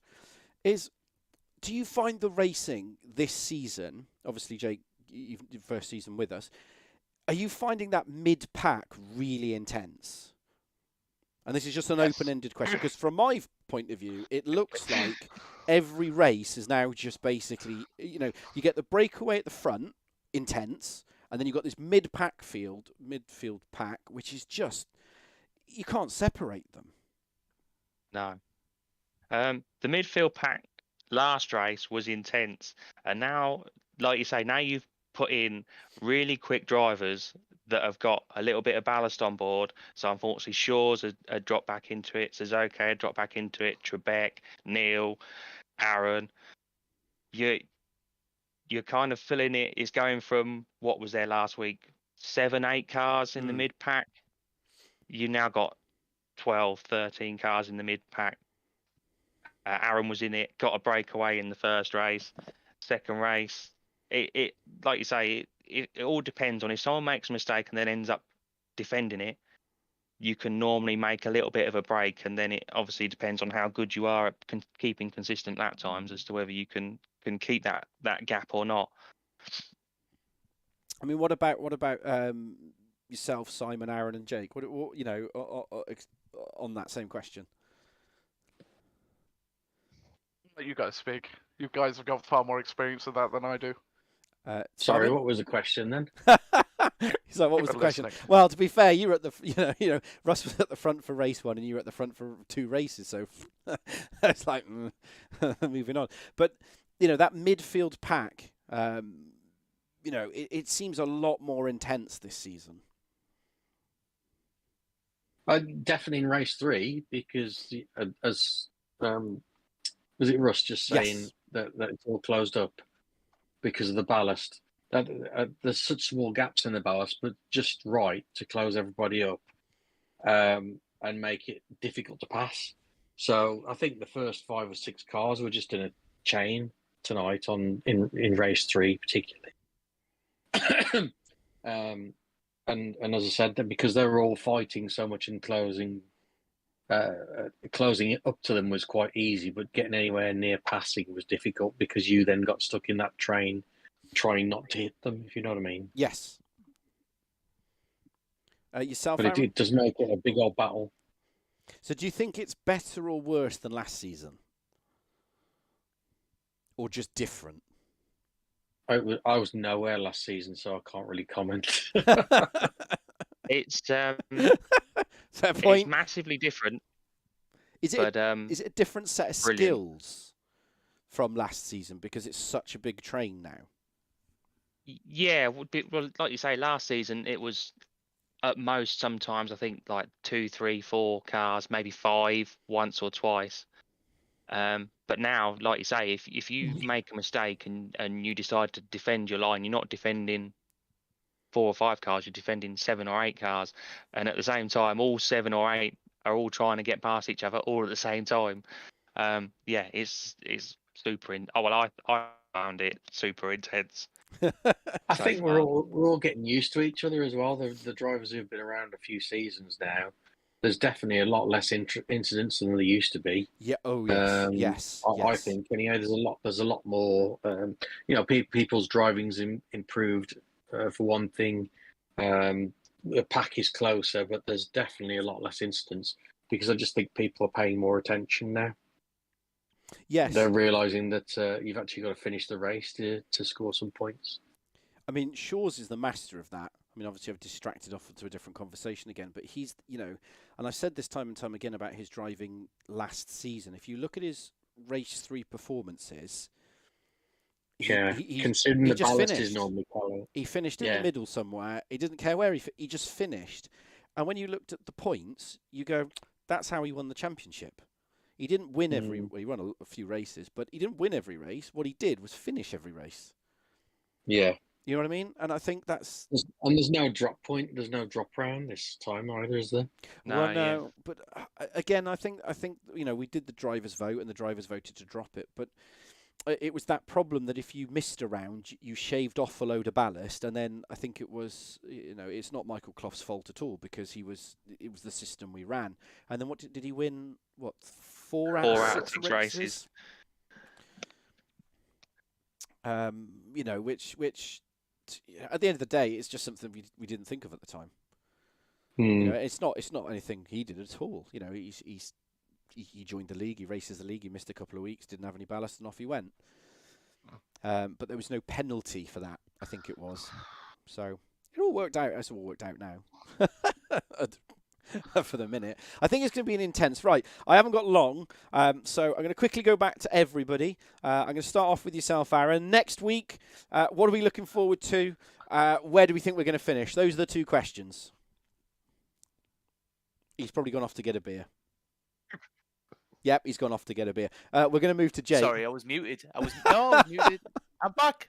He's back. He's back. Real quick question. What are we looking forward to next week? Where do we think we're going to finish? I heard the question. I was just on mute. Oh, right. So, next week, I am looking forward to being at Aragon because I was on the pace. I'm looking forward to being light because of what happened in race 2. So I don't think I'll have too much ballast. When in race 2, you think you'll be light? because of lagging out, I think I'll actually be okay with ballast, and I think that'll give me a decent chance to get another few podiums next week. So I'm predicting a podium at least next week. Fantastic. Yourself, Jake, same questions? It was rubbish last week, so I'll probably not have ballast. Plus, for some reason, I tend to do well on the Grade 1 circuits when I drive this game. I don't know, 3 wins? Do you know what? I'm not going to laugh because Simon... Hello. I'm not going to... Simon and Russ, both 2 and a 1 victory so far. So as far as... I'm not going to laugh because I'll eat my own words at this rate. Simon, yourself, same thing? I forgot the question now. Again. What are you looking forward to next week? Are you looking forward to it? And where do you think you're going to finish? I was okay on there. Had a good night tonight, and Zolder, in some ways, is quite similar to Aragon. So, I could be fighting for a good result again. But top 10, I'll be happy. Just keep pumping the points in. I'm going to be carrying some ballast, so chances are back end of the top 10 if I'm lucky. I'd guess. Cool. And to finish off, Russ, yourself, you're hunting for that second win, couple more podiums, or you're like, I'll turn up and try not to cook the car.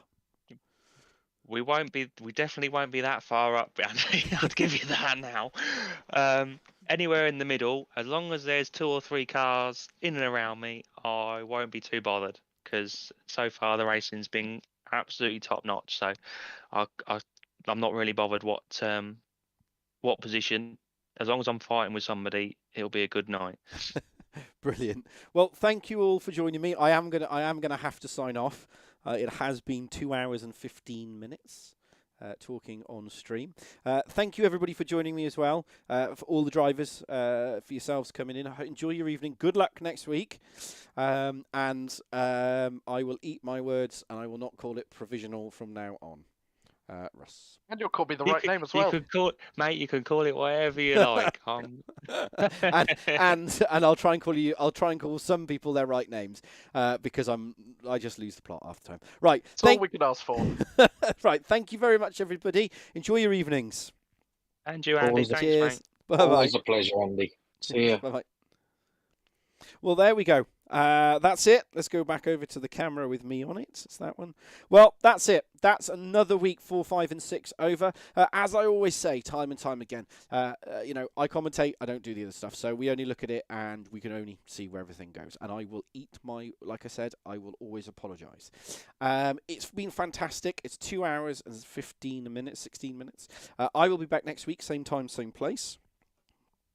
Yep, same time, same place, where we go to Aragon. Catch me on stream. Please share, like, and subscribe to the YouTube channel. We do this all for free. It's, you know, there's nothing that nobody pays us to do this. It's good fun, and it's a good laugh, to be honest. It's a good laugh. Right, that's it. Enjoy your evenings.